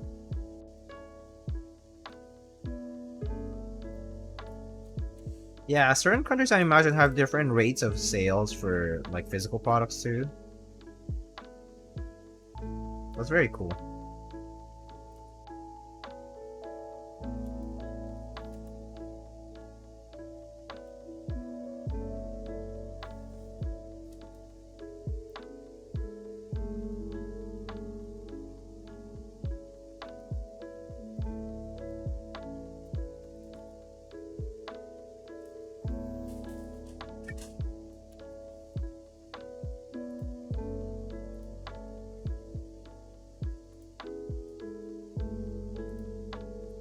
All right, y'all.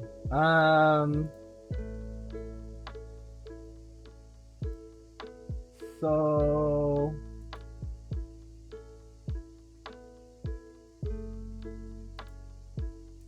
let's see. Just a few news items to share between yesterday and today. Cankeys always seems to have stuff to announce, but they recently put the DMK Minty Fresh group buy that's currently live on their website. They also will be having the Promise 87 Standard Edition group buy starting tomorrow at 11 a.m. Eastern. And they will soon be having group buys as well, or information regarding the Brutal V2 65%, as well as the Cypher by Cable Car Designs. Space Cables, spaceholdings.net just recently put the GMK Hamon 2 Extras pre-order available now on their site, which will be a slightly discounted rate compared to you purchasing during the actual extra sale once the sets are shipped.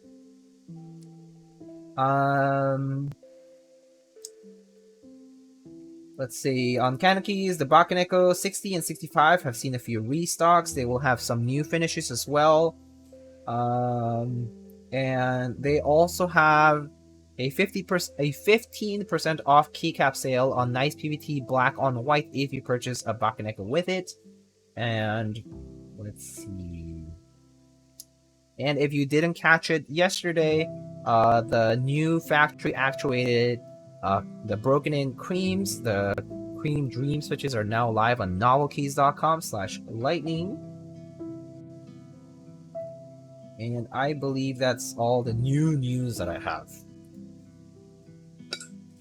So all those new Bakaneko finishes look pretty cool. Yeah, I saw the one that looked like glittery. That was pretty cool. Yeah, I think it's cool that they're doing new finishes on things and just kind of experimenting, like even with their existing product line. So it's always nice to have more options, especially for folks who are looking to get their first, keyboard, or maybe just trying to look at affordable kits that maybe have finishes that may be similar to some other premium kits that offer it. Definitely good to see that variety, I guess. I'll never participate in Keycaps group buy. I don't like being in hostage for a year or two. It's fair. Not everybody wants to be in that position, so I understand.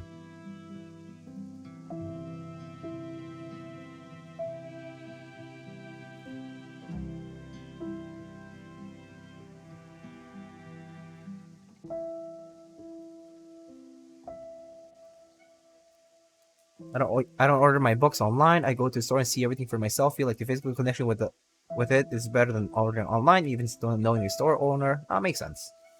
Arcane was the second best animation I watched last year. Actually, someone was talking to me about Arcane today. I still haven't watched Arcane, and I really should at some point.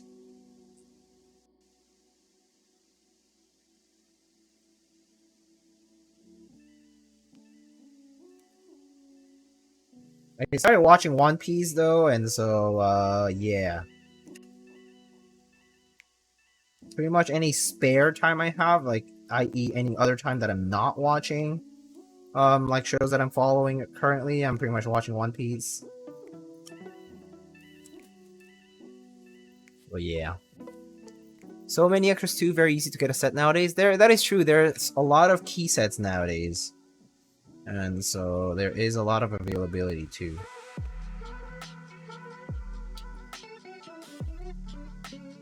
Rather pay the 10 or 30 euro extra, to be honest. Yeah, it makes sense. That's fair, to be honest.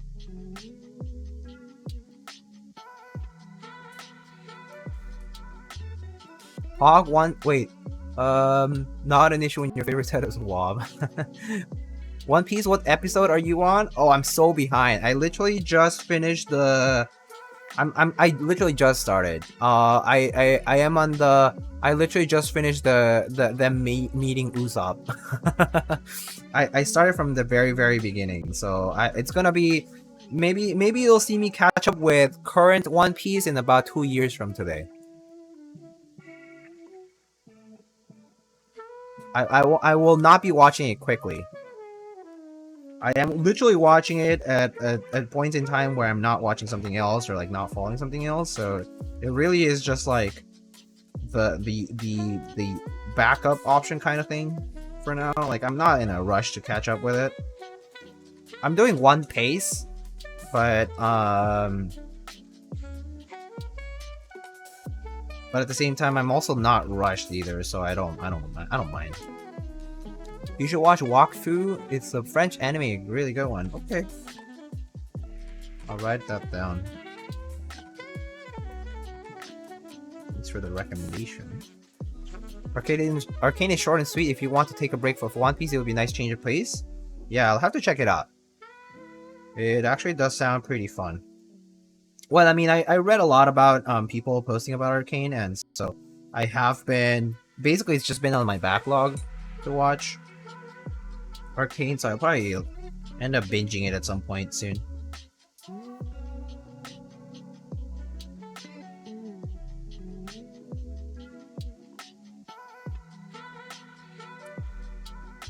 Alright folks, I'm not gonna go through all the different sponsors for today's stream, but just as a reminder, you know, of course the sponsors here help support my content, from sending different products to having pre-orders for many different items, as well as just supporting me directly. But yeah, check out all their different products. You can find all their different websites and affiliate links on my website, lightningkeywords.com/sponsors. And just for you guys who didn't catch it earlier, this new key set PBT Raw should be shipping very soon. And then this new PBT set called Spellbook will be coming up on novelkeys.com very soon. I think next week. So you'll see it then. And that's what I have new from Novel Keys for now. RAW. Alright, soldering has been completed. Wakfu is a sequel to Dofus. Dofus is the biggest MMO in France. It's a great game. Interesting. Yeah, biggest MMO, huh? Stop watching 2016 where they are ready to go to Mermaid Island. I have to... Last time I watched One Piece was like in 2007. So I don't even remember what I watched. So that's why I started from the very beginning.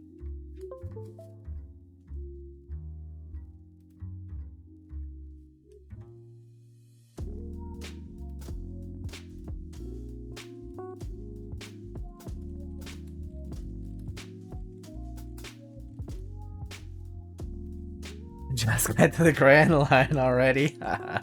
Grandroid. Yeah, just get there already, gosh. Fools.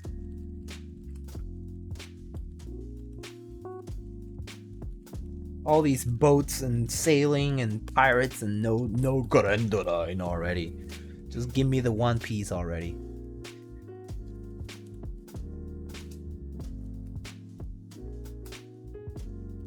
Serious, for real. All facts, no printer.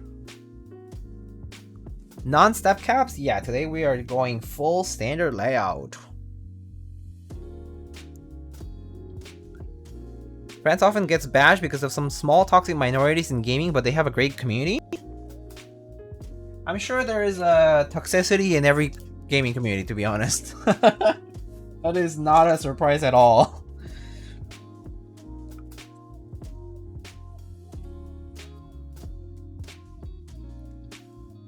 XQCL, my juicer.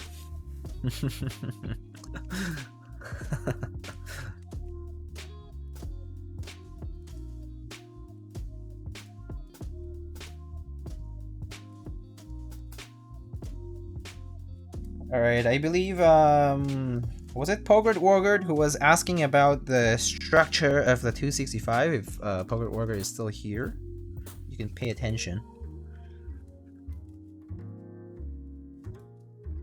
So basically you have these 8 screws that hold the bottom piece in place in a Keycult number 2 design.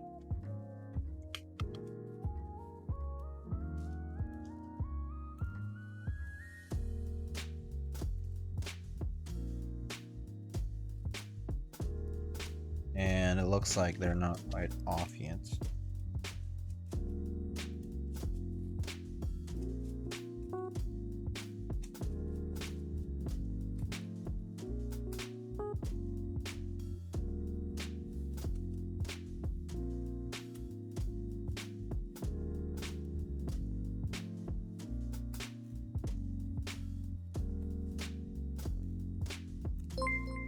Nice watch, run it, Bresky. Thank you so much for the Prime Gaming sub, appreciate that. These screws are quite tightly wedged in there.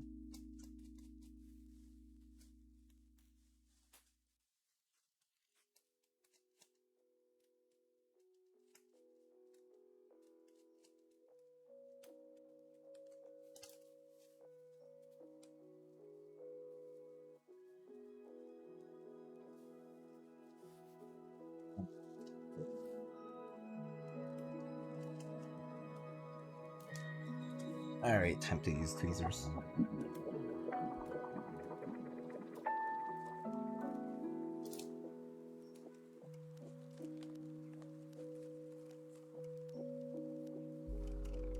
Diego in chat, please help my 1800 obsessed friend decide between the Cypher and the Wind X98. I do not have experience with the Wind X. I know that Mr. Alex Otos has played around with the Wind X before and he seemed to really enjoy it. So I will defer my opinions on the Wind X to someone like him. Also, why is this okay, this bottom is like super tight.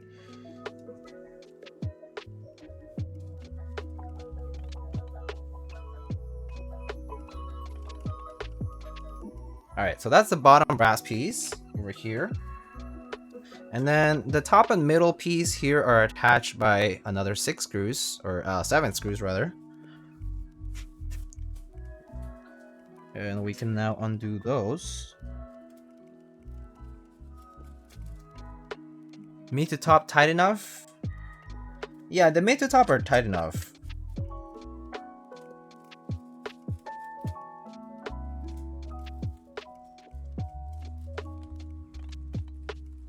But I have to say, the Cypher is a very nice board. It's a very underrated board, I think.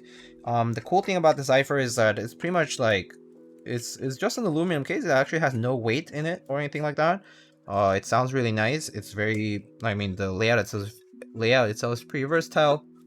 Overall, like I think it looks great. It has a nice and thin bezels, which look really elegant and nice.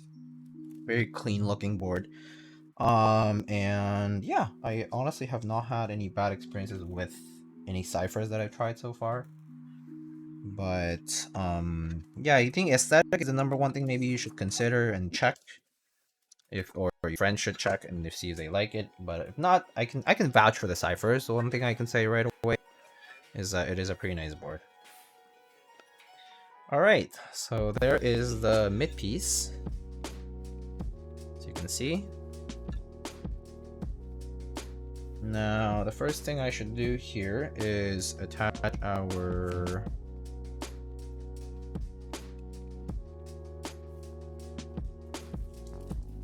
data board.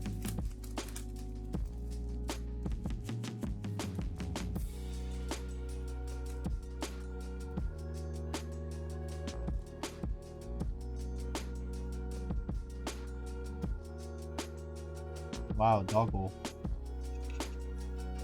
barking.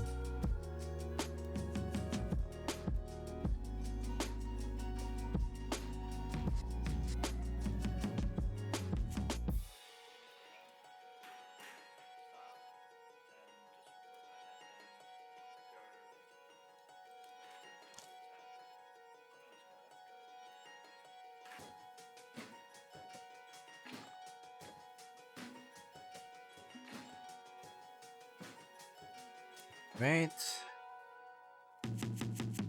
There's our cable here.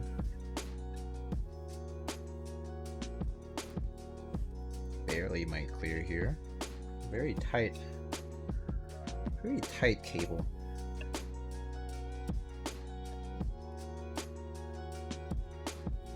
Okay.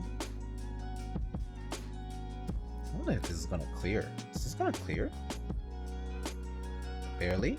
Barely. Okay. Alright, next thing I do is the gaskets are already attached, so I can just put in my alignment pins.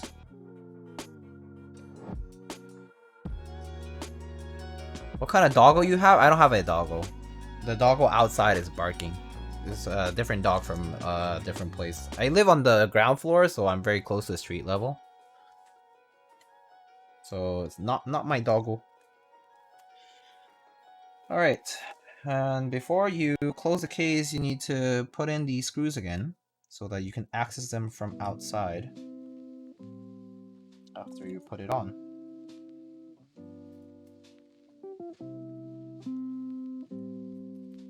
I might buy a second cipher this coming round. It is a very utility focused board. It's very nice.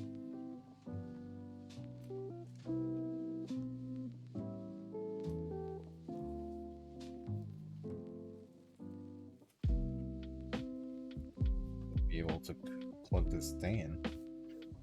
This is like super tight.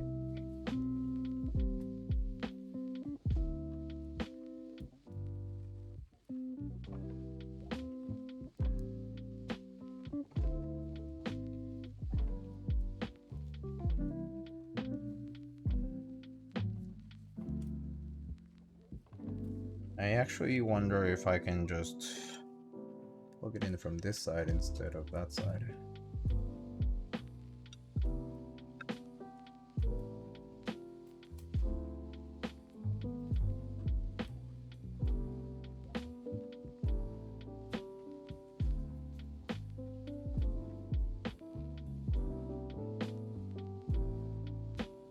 That cable seems so short? Yeah, I know, right?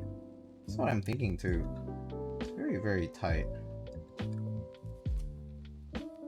But we'll see. We do on clearance here.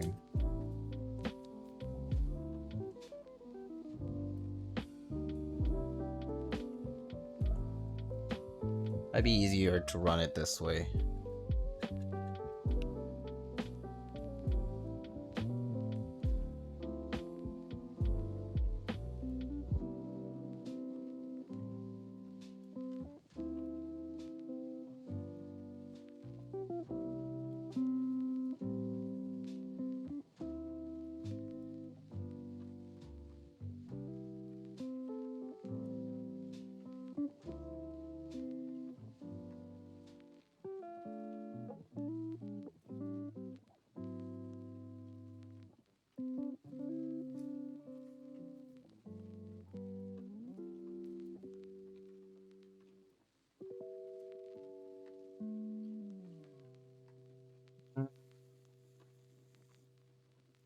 That is awfully tight. Okay, hold on.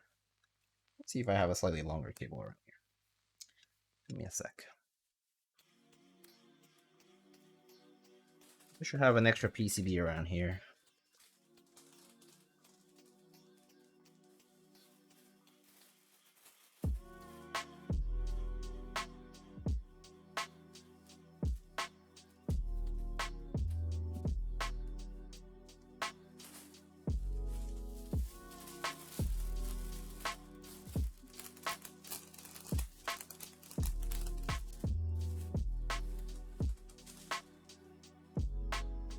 See if this one works better.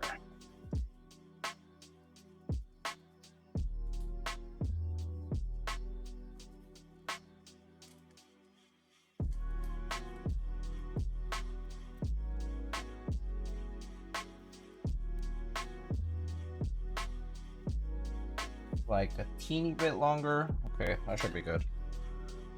All right, let's try to run this.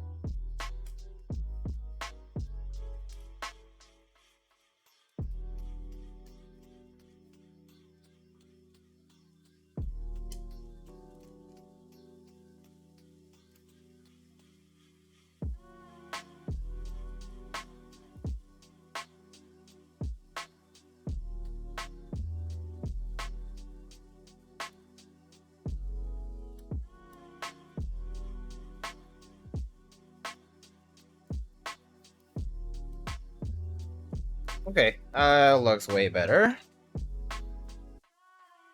Okay. All our screws are here. 2, 3, 4, 5, 6, 7, 8. Good. Oh, Hoffy, hello. What's up? Alright, and then we put our top case. And then flip it over slightly. And put our case screws.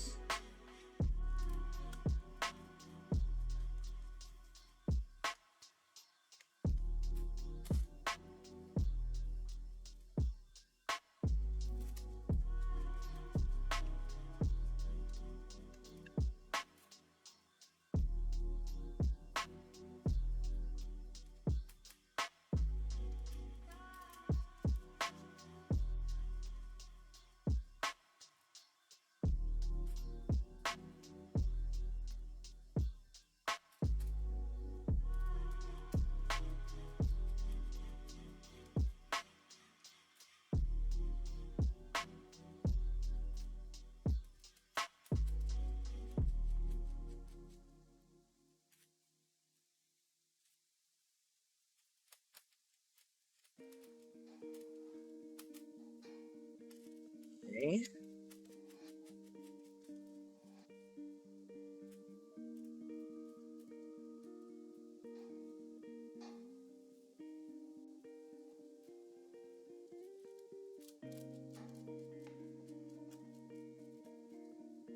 Lastly, here we have this one. And now we just put the bottom cover on.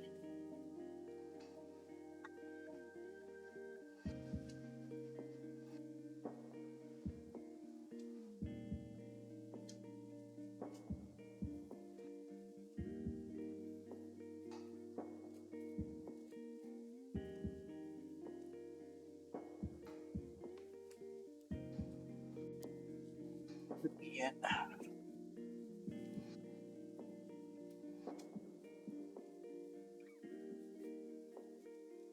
Boom. Flush here. There we go.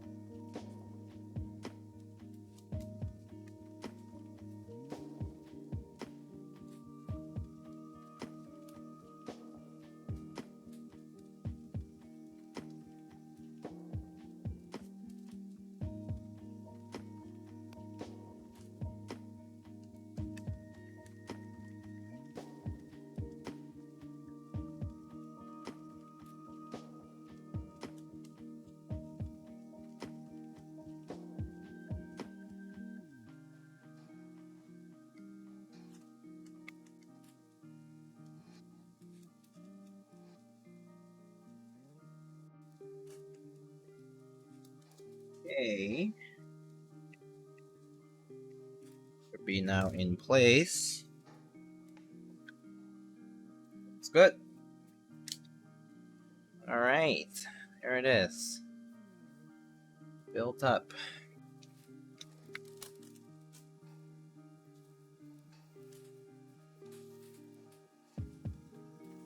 Alright. Oh, Mr. John. Hello. How's it going?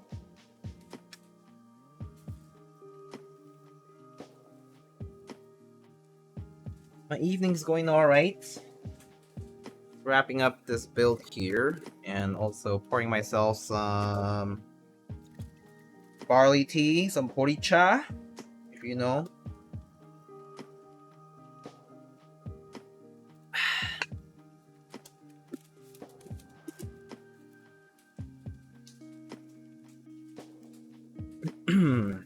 Alright, so here we have a brand new set of GMK Olive. So let's open it up.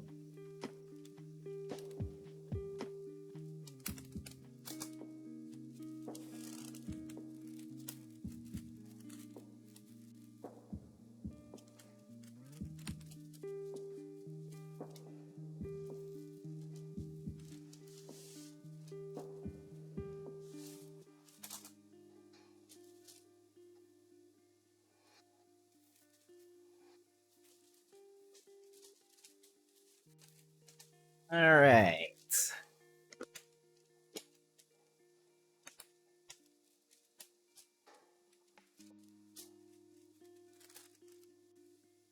No longer sealed, RIP resale value. Yeah, I know, but it was opened by Lightning keyboards, so resale value fell even further. Now down by 75%.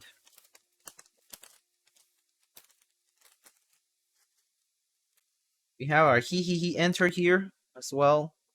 Very cute.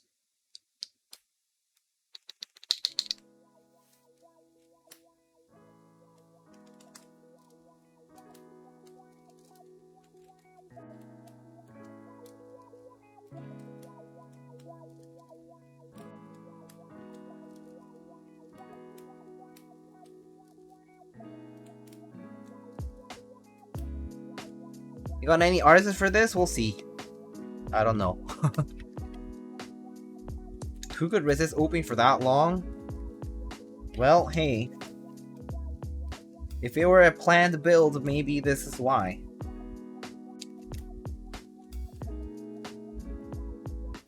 Tealios, I know.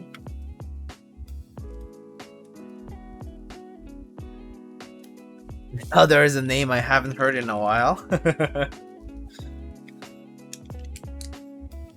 SG have. Oh boy.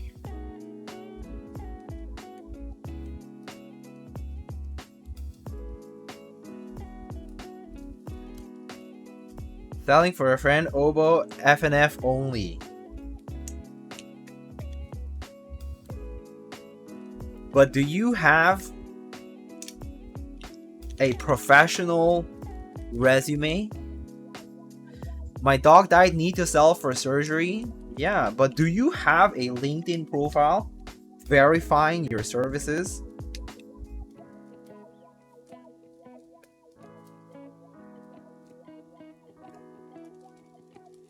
Forgot GMK Olive R1 happened? Yeah, it happened a little while back now, huh? Alright, let's see. Should we do an accents spacebar today? It's kind of rare to use accent spacebar, but kind of in the mood for it today. I don't know why. Let's try it.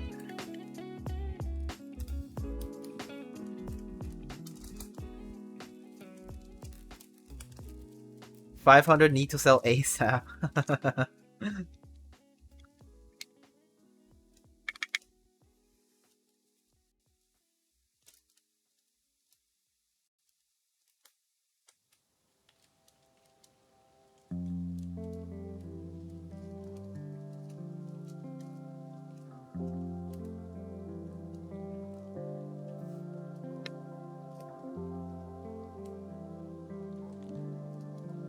Dog died, cat died, mom died, dad died, grandma died, grandpa died, derailed, train crash, plane burned down, hospital, selling this 35 CL at cost. Oh my god. I'm happy at least GMK production time is getting back to normal. It definitely is getting much faster these days. That is true. That's like a lot of sets are shipping these days. Which is great. I mean, it's great news. It's great to see it. Alright.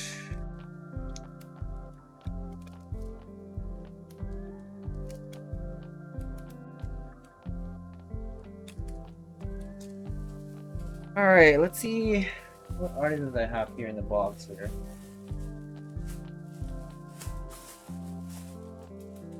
Ah.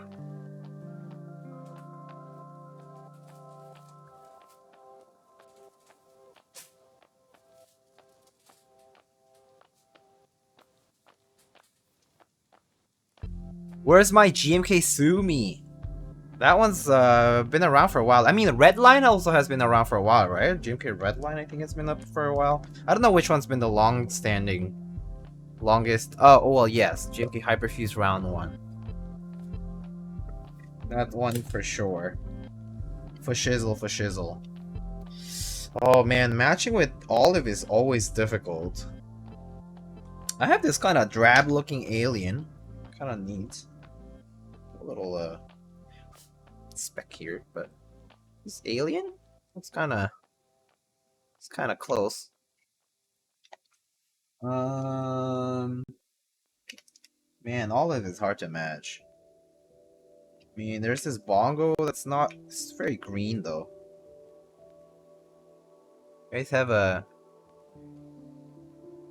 This is why I'm here, the resin. Oh! Oh, this Ditto kind of looks pretty nice. Pretty cute. Avocado skull? No, I don't have avocado skull. Imagine. But no, I don't have avocado skull. A5? A5. Ooh, this is a Gloys cap. It's kind of a old school keycap.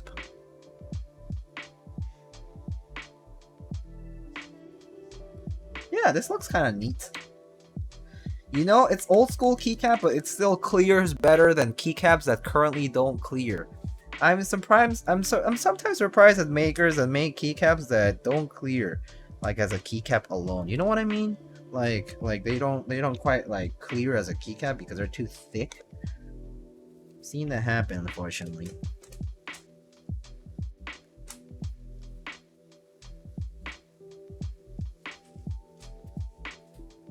They don't make them like they used to. Kona W. Alright. Let's try this out, guys. Alright. Let's get a cable here. Okay, good. Oh, hello, Frank. How's it going?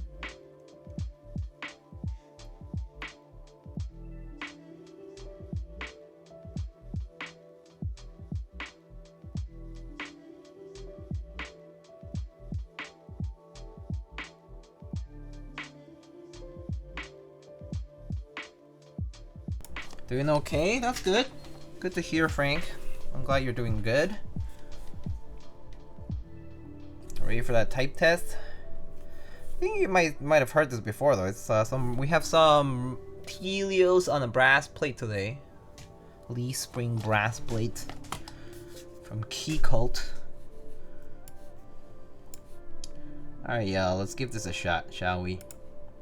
Let's stop the music. And alright. Alright. We have a little metallic enter here today too. Okay, so let me just check here. I think we're good on sound. Sound seems good. And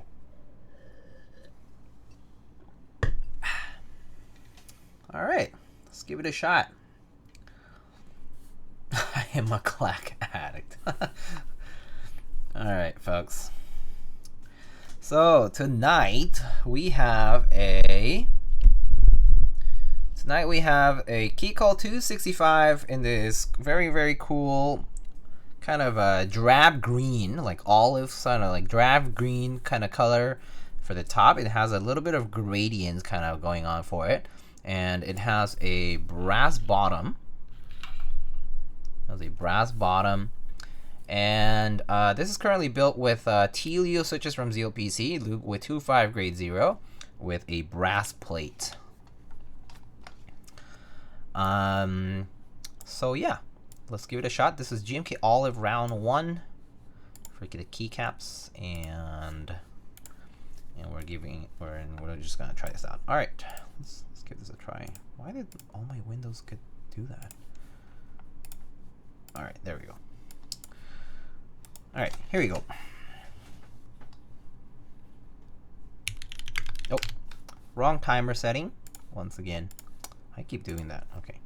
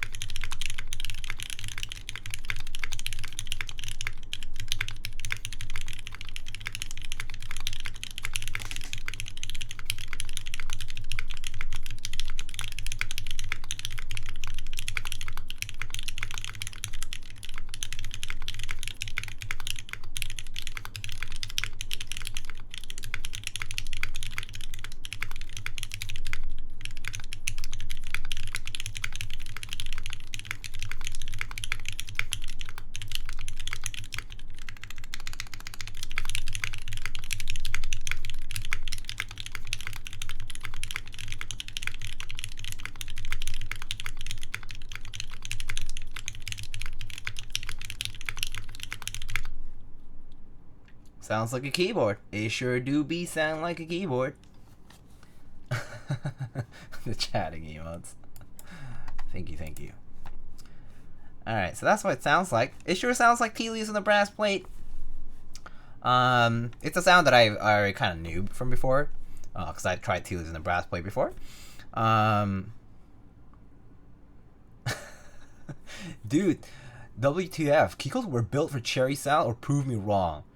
FFS, you can't just go Zeal shit on them. Even though I have both Zeals and cookies, I can't imagine me using them on a fucking Keycult. Give the man vintage blacks out of nowhere some good shit. I'll be okay even with scratchy MX browns, but not the Zeal ones. Damn. Anyway, alright. Here are the mods, my friends.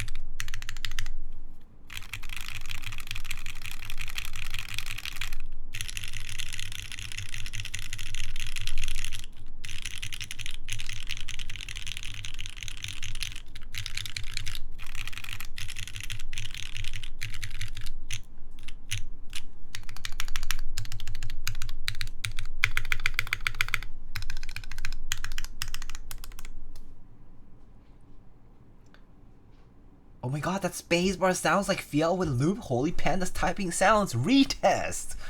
Poggers. Can't wait for the comments on YouTube on this one.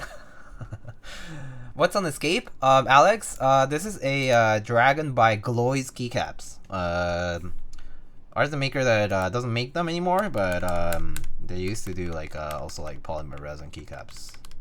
But yeah, kind of big sculpt. If you haven't seen it before, kind of tall.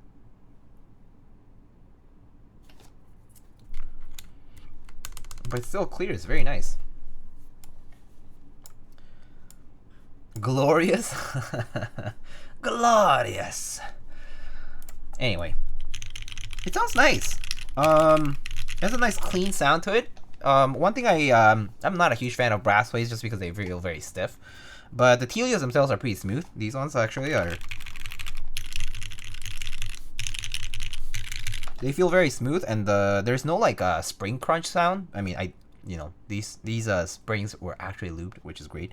But the Tealios actually sound nice with 205. I think I like them better with 205 than with 3204.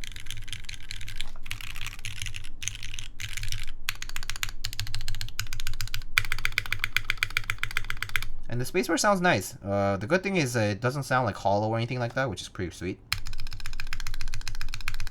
Yeah.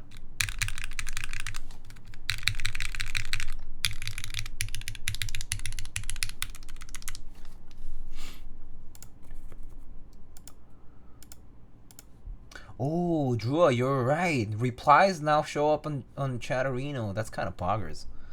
Oh, that's really sweet. That's a nice little quality of life improvement.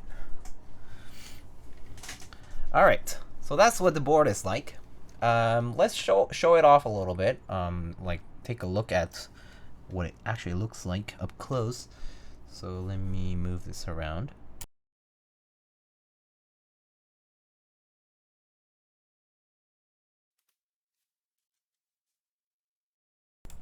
Does the Keycult 265 have option for 7U space? Yes, you have 1.5 for 1, 1.5, 7, and then 1.5. You have the option to do that. Putting Kale Stem MX Blacks in my R1K. Thoughts?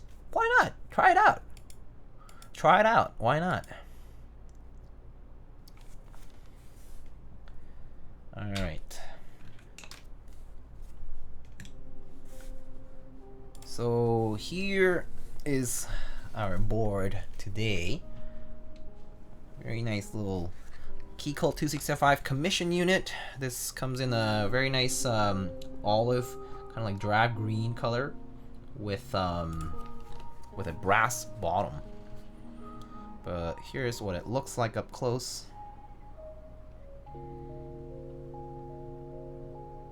It's a very nice green. Very, very nice green.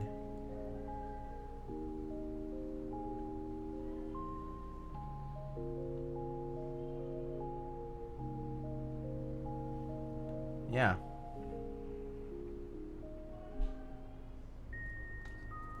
And here are the sides. Sorry, a little dusty.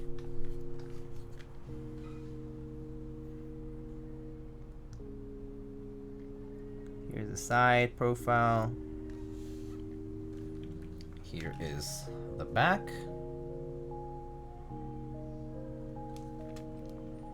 And here is the sandblasted bottom brass piece.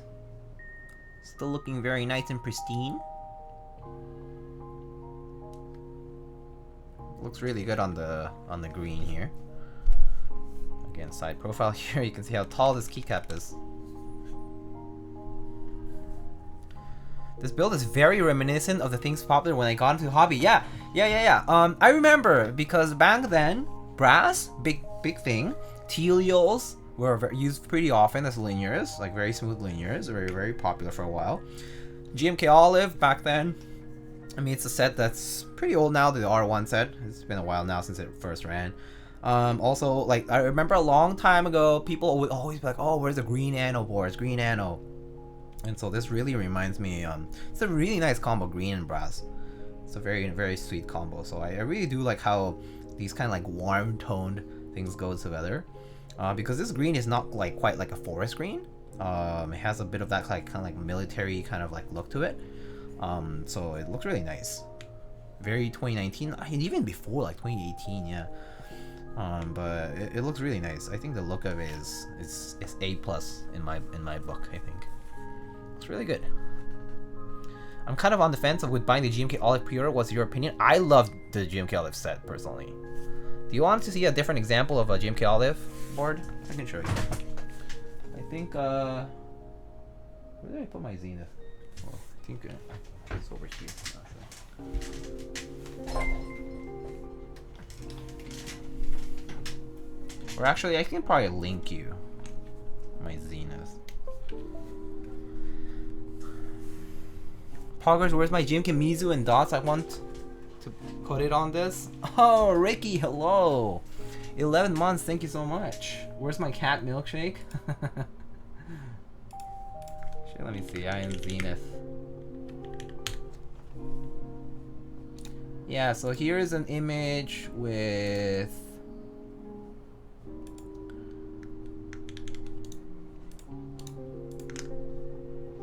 here. Let me show you here. So where's my browser here?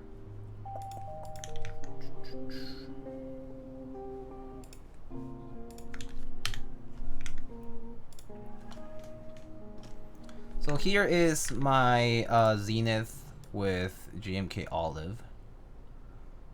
So it looks pretty nice. I think it's a very nice set. I think it's pretty underrated. I think a lot of people are like, oh, it doesn't look that good. But I think it looks great. I think it's a really nice set. It's very underrated, I think. But it's a very nice, very good set. Looks very good on like these like green kind of tone boards as well. I've seen it on like black, and I've seen it on a few other boards, and it looks really good. Looks really good with boards of different kinds of boards of different tones really. It's a relatively versatile set. So I like it a lot personally.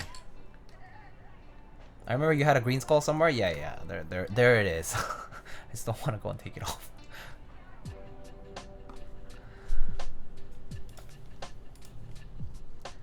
I wasn't too into Serica from just looking at images, then I saw them in person and realized how awesome that set is. Yeah, Serica. Okay, so Serica is actually one of those sets that I did not get when it was running on Group Buy. I actually purchased my Serica set, the R1 set. This was back in the day, aftermarket, and that was also for the same reason. I saw the renders and I was like, eh. And then I saw pictures, and then I saw it in person, and I was like, wait a second, this set is amazing. So, yeah. That green on the end on the 260 green end on the 265 is so nice. Yeah, it looks sweet, right? Captain Mike. I really like that it's not a flat green. I actually really like how it has this like kind of gradientness, like kind of like this gradient to it. Like it's not just like plain colored green. It has a little bit of a worn look to it, and it looks great. And that's just oily hands. But yeah, Serica R2 in stock right now. Yeah.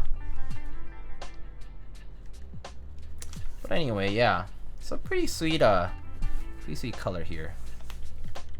Was aftermarket as price gouging as it is now? It was probably worse. It depends.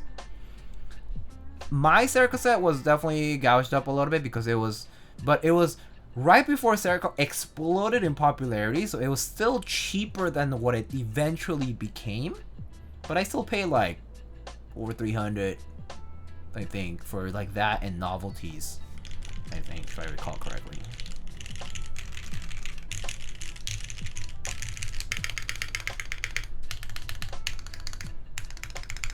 But yeah, this sounds pretty nice. Nothing was bad as a late 2020. Yeah, I would say that in the pandemic it really got bad. Because in the pandemic, everyone was rushing into the hobby because they're setting up their, home setups, right? Pandemic home setups. And a lot of people were like, everything's out of stock. I'll pay whatever price it takes. And the market kind of inflated like crazy, right? And then, yeah, STEMI checks, right? Yeah. Crypto, STEMI checks, a lot was going on. So... But yeah, so easy to get sets now. It's great. It's so nice. It's so nice to see sets in stock these days.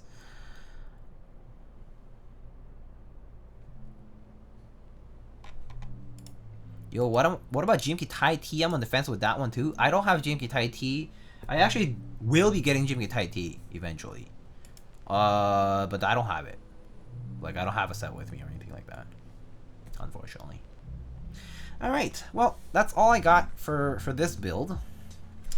But the stream is not over. Yet. Just 10 more minutes and we're done. 10 more minutes. Okay, so... what was I gonna do? It's gonna do something. Oh yes, two things.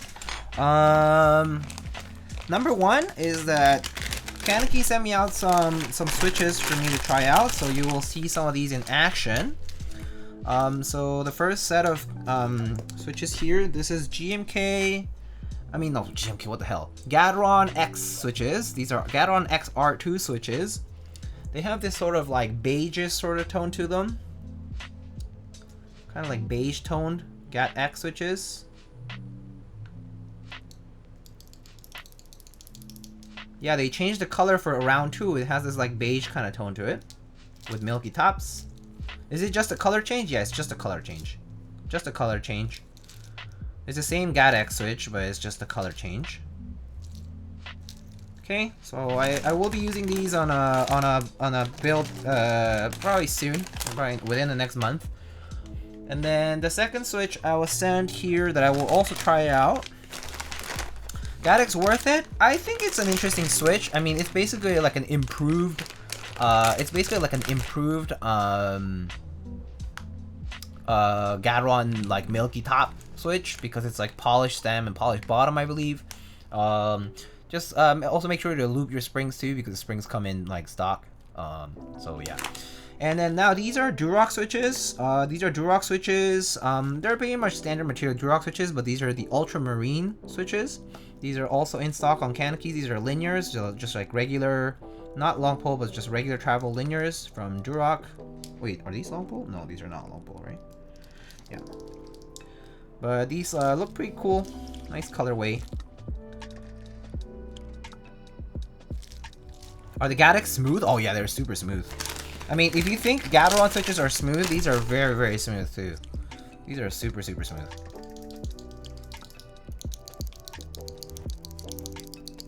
That's stock though, so. But yeah, two different switches here that I will send from Kaneki, and I will be using these on a couple of different builds. And mine were smooth even before lube. Yeah, they're very smooth stock. They're very, very, very smooth stock. Do GAT-X sound similar to Minx? A little bit different because I believe Minx use ink housing parts, whereas GAT-X don't. They use standard Gateron housings with like just like polishing. I mean, essentially they're like much smoother standard Gateron housings, so a bit different. Are those CK switches the same as the Mechanist switches? Yes, they're the exact same. They're actually the same. They're just carrying them and being a vendor for them in North America. So these are the Mechanist Ultramarine switches. These are the Mechanist Ultramarine Durock switches.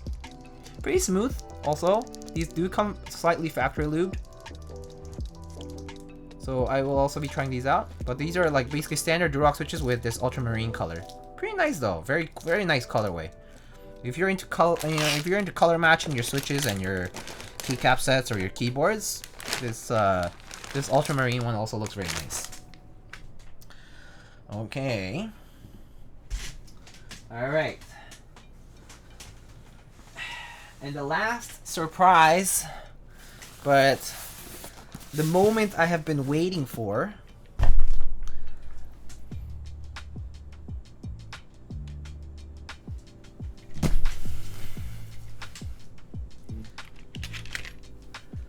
Sheesh!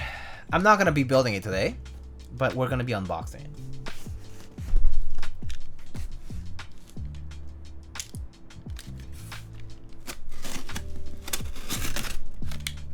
Unboxing a Keycult. Instant devalue. I will devalue the shit out of this board because I'm gonna use it.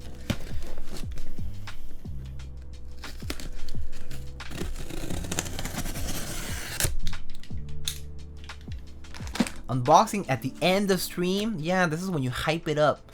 Hype it up for the next streams. So people will be like, when are you doing that one?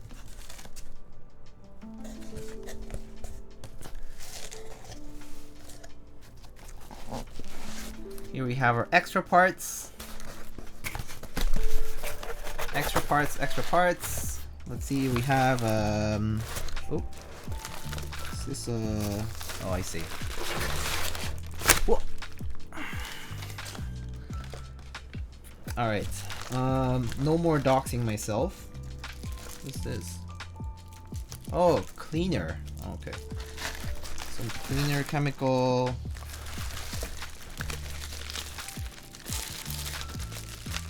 When is the Guinness World Record for building the most Keycults going to be given to Diego? That's the smile of a man that owns a Keycult. Alright, let's see. So we have our alignment pins and screwdrivers and stuff. Our PCB here. And 2 different plates, I think.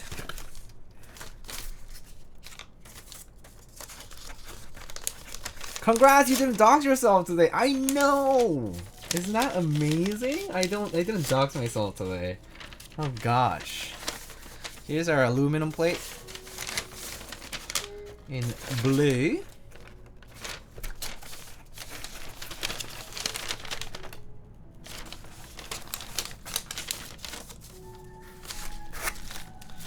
And then here's our card.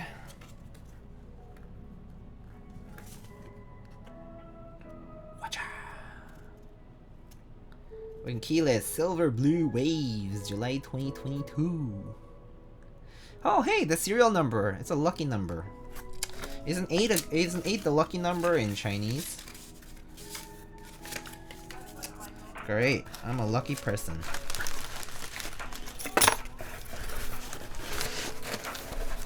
You won the raffle? I did. Let's go. Can you use silent switches to just piss off that one idiot? No, I actually will be having switches ready pretty soon, so. But there was a massive earthquake in China on 8/8, so I don't know how lucky it is. Oh boy. Alright boys, here we go. Devaluing my Keycult even further.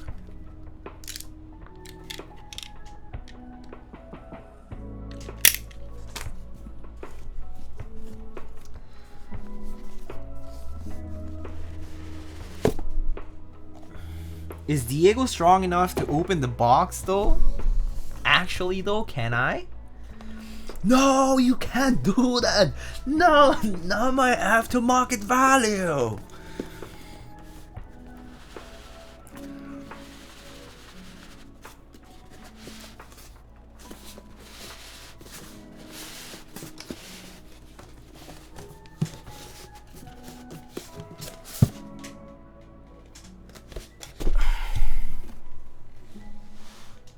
Wow, I actually did it.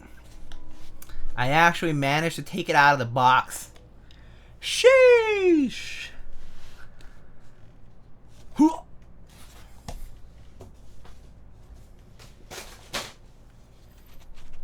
Ooh! Does it come in a different material thingy? It comes in this... Is this paper? What is this? Is this a sleeve? Is this paper? It's like a paper towel almost. Alright. What? Sheesh.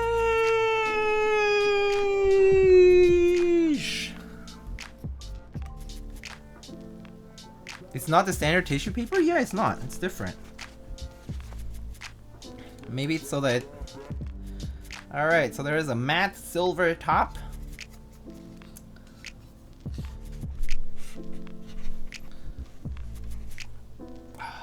And then there's our bottom.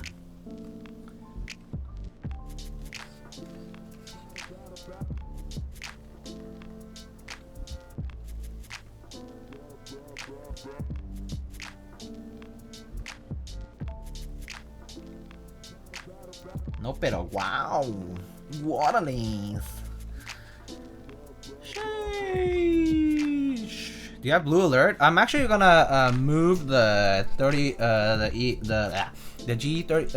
G81 3000 SAT. I'm thinking I'm probably gonna move it over to this. So I'm gonna move some PBT OG die subs. No mames, que bonito way. Yeah, so I'm probably gonna move that over here. what IEMs are those that you're rocking, Mr. Diego? Neobility, hello. Also, that Keycult looks sexy just like you, please. These are the Moondrop variations for the IEM question. And we're unboxing this Keycult number 2 unit. TKL. So very nice. Very nice. This anodizing definitely looks different from their previous runs because they're using a different anodizer now. But it is still very, very smooth and even. I don't see any banding or streaking, which is nice. Just a little dust here and there, but not a big deal. Just cleans off right away. And the machining on the bottom looks sweet. Very, very cool. What kind of silver is that? It definitely is a very light silver, like a very lighter color, like a very, very light color. It's like almost could look white in certain lighting if you had like a very overexposed lighting setting. But yeah, very, very cool. So I'm very excited to build this.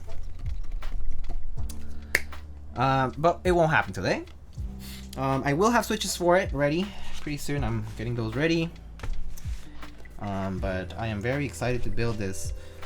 For those who don't know, the significance of me being very excited for this particular build, once I get to it, is that when the Keycult number 2 first dropped, the Keycult number 2, when they first came out, they had a first come first serve release in 2 different colorways.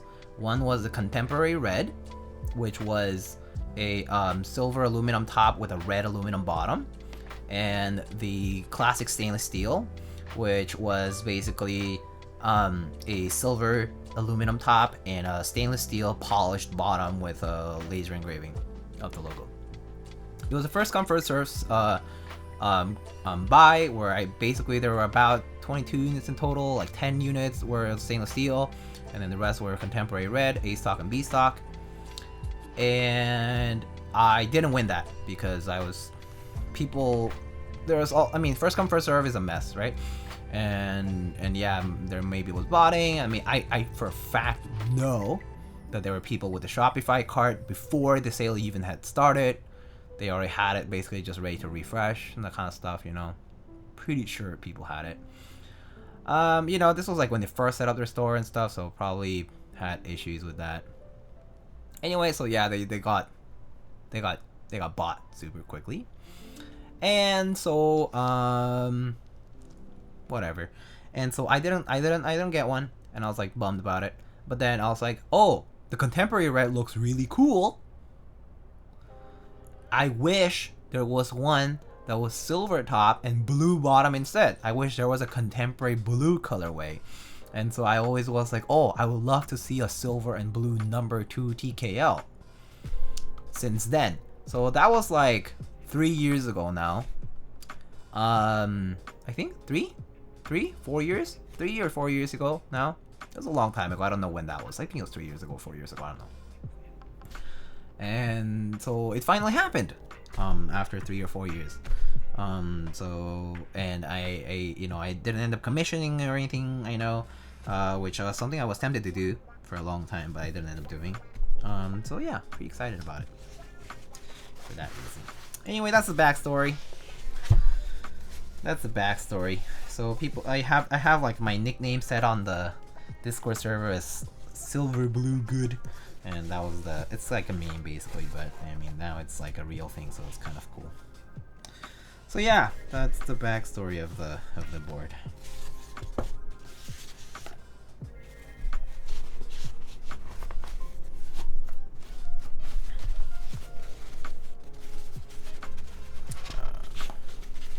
That's fine.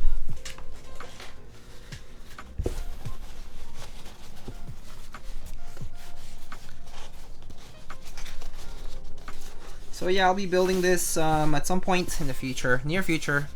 Memes aren't just a dream. Yeah, it went from meme to a real thing, so that's pretty amazing. Congrats, thank you so much, Stingray Shuffle, I appreciate it. Oops, sorry.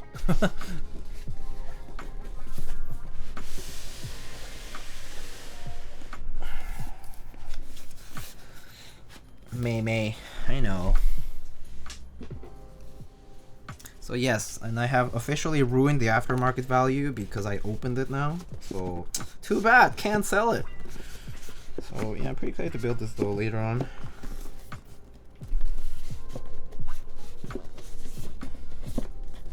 Is this the right thing for it?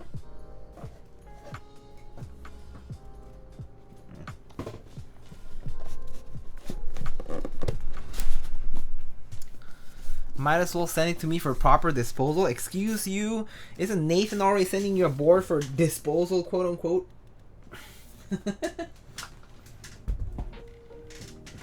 Anyway. Gotta lube up the switches. Yep, indeed. You can definitely still sell it. I mean, I can, but I won't. I'm just joking. Just understand where I'm coming from. Months and months of trying to get a Keycult, doing a bunch of research and dreaming about it. You finally get it, and you can't wait for it to get delivered, not being able to sleep because you're so excited. Finally deliver, and you get this experience, ruined resale value, and can't get it, can't even get it sold after hours of trying to. God, Anyway, I still paid him to dispose it to me. I mean, that's fair. All right. Anyway, so we did this build today, though. Focus. With this olive set. Very nice drab green Keycult 265. Alright friends, that's all I have for tonight. It is late, so I will probably end stream now. But let's shoot somebody a raid and call it a night. So let us check who is streaming. Oh, Miss Apiary Keyboards is streaming? Link 65 Proto from Owl Labs, featuring a very good boy. Is that Miso? Oh. Ankit doing a teaser police and IDB 60. Mr. Omnitype doing a crane TKO some Bowers. Very cool. Gym leader Nathan. Yeah. Anybody you guys have a preference for? I'm gonna go raid. I don't get to raid Apiary often, so shooting a raid towards Apiary would be kind of nice because she does raid here every so often, and we don't get to shoot a raid. What do you mean late? You streamed till 2 in the morning the other day. Yeah. All right. You guys can pick. Let's just do quick poll. I'll just do raid, Apiary, Omnitype, Ankit. That's fine. I think those 3 options for now. Alright.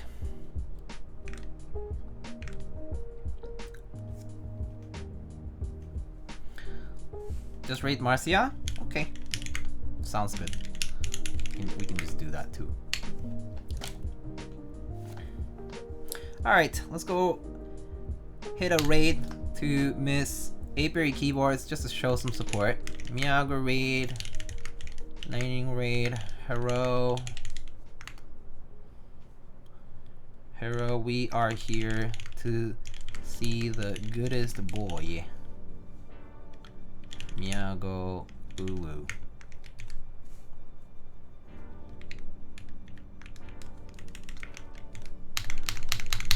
Alright, there's our spam for the raid. Again, thank you so much guys for stopping by. I will be at the Canada Keys meetup this weekend, so I will probably be away this weekend, you know. I don't think I might be able to do any streams from now until then. So I might see you probably next week. We'll do a small recap of the meetup and then do a build next time I stream. For the meetup, by the way, there will be some coverage of the meetup on Saturday at 11 a.m. Eastern Time. I believe Mr. Osiris and Chewy from Mexam Deck are setting something up for streaming from the Providence meetup. So yeah. Alright friends, I'll see you guys later. That'll be for the panel, by the way. Alright friends, I'll see y'all later. Have a good one. Have a good rest of your week. Take care and thank you so much. Bye bye.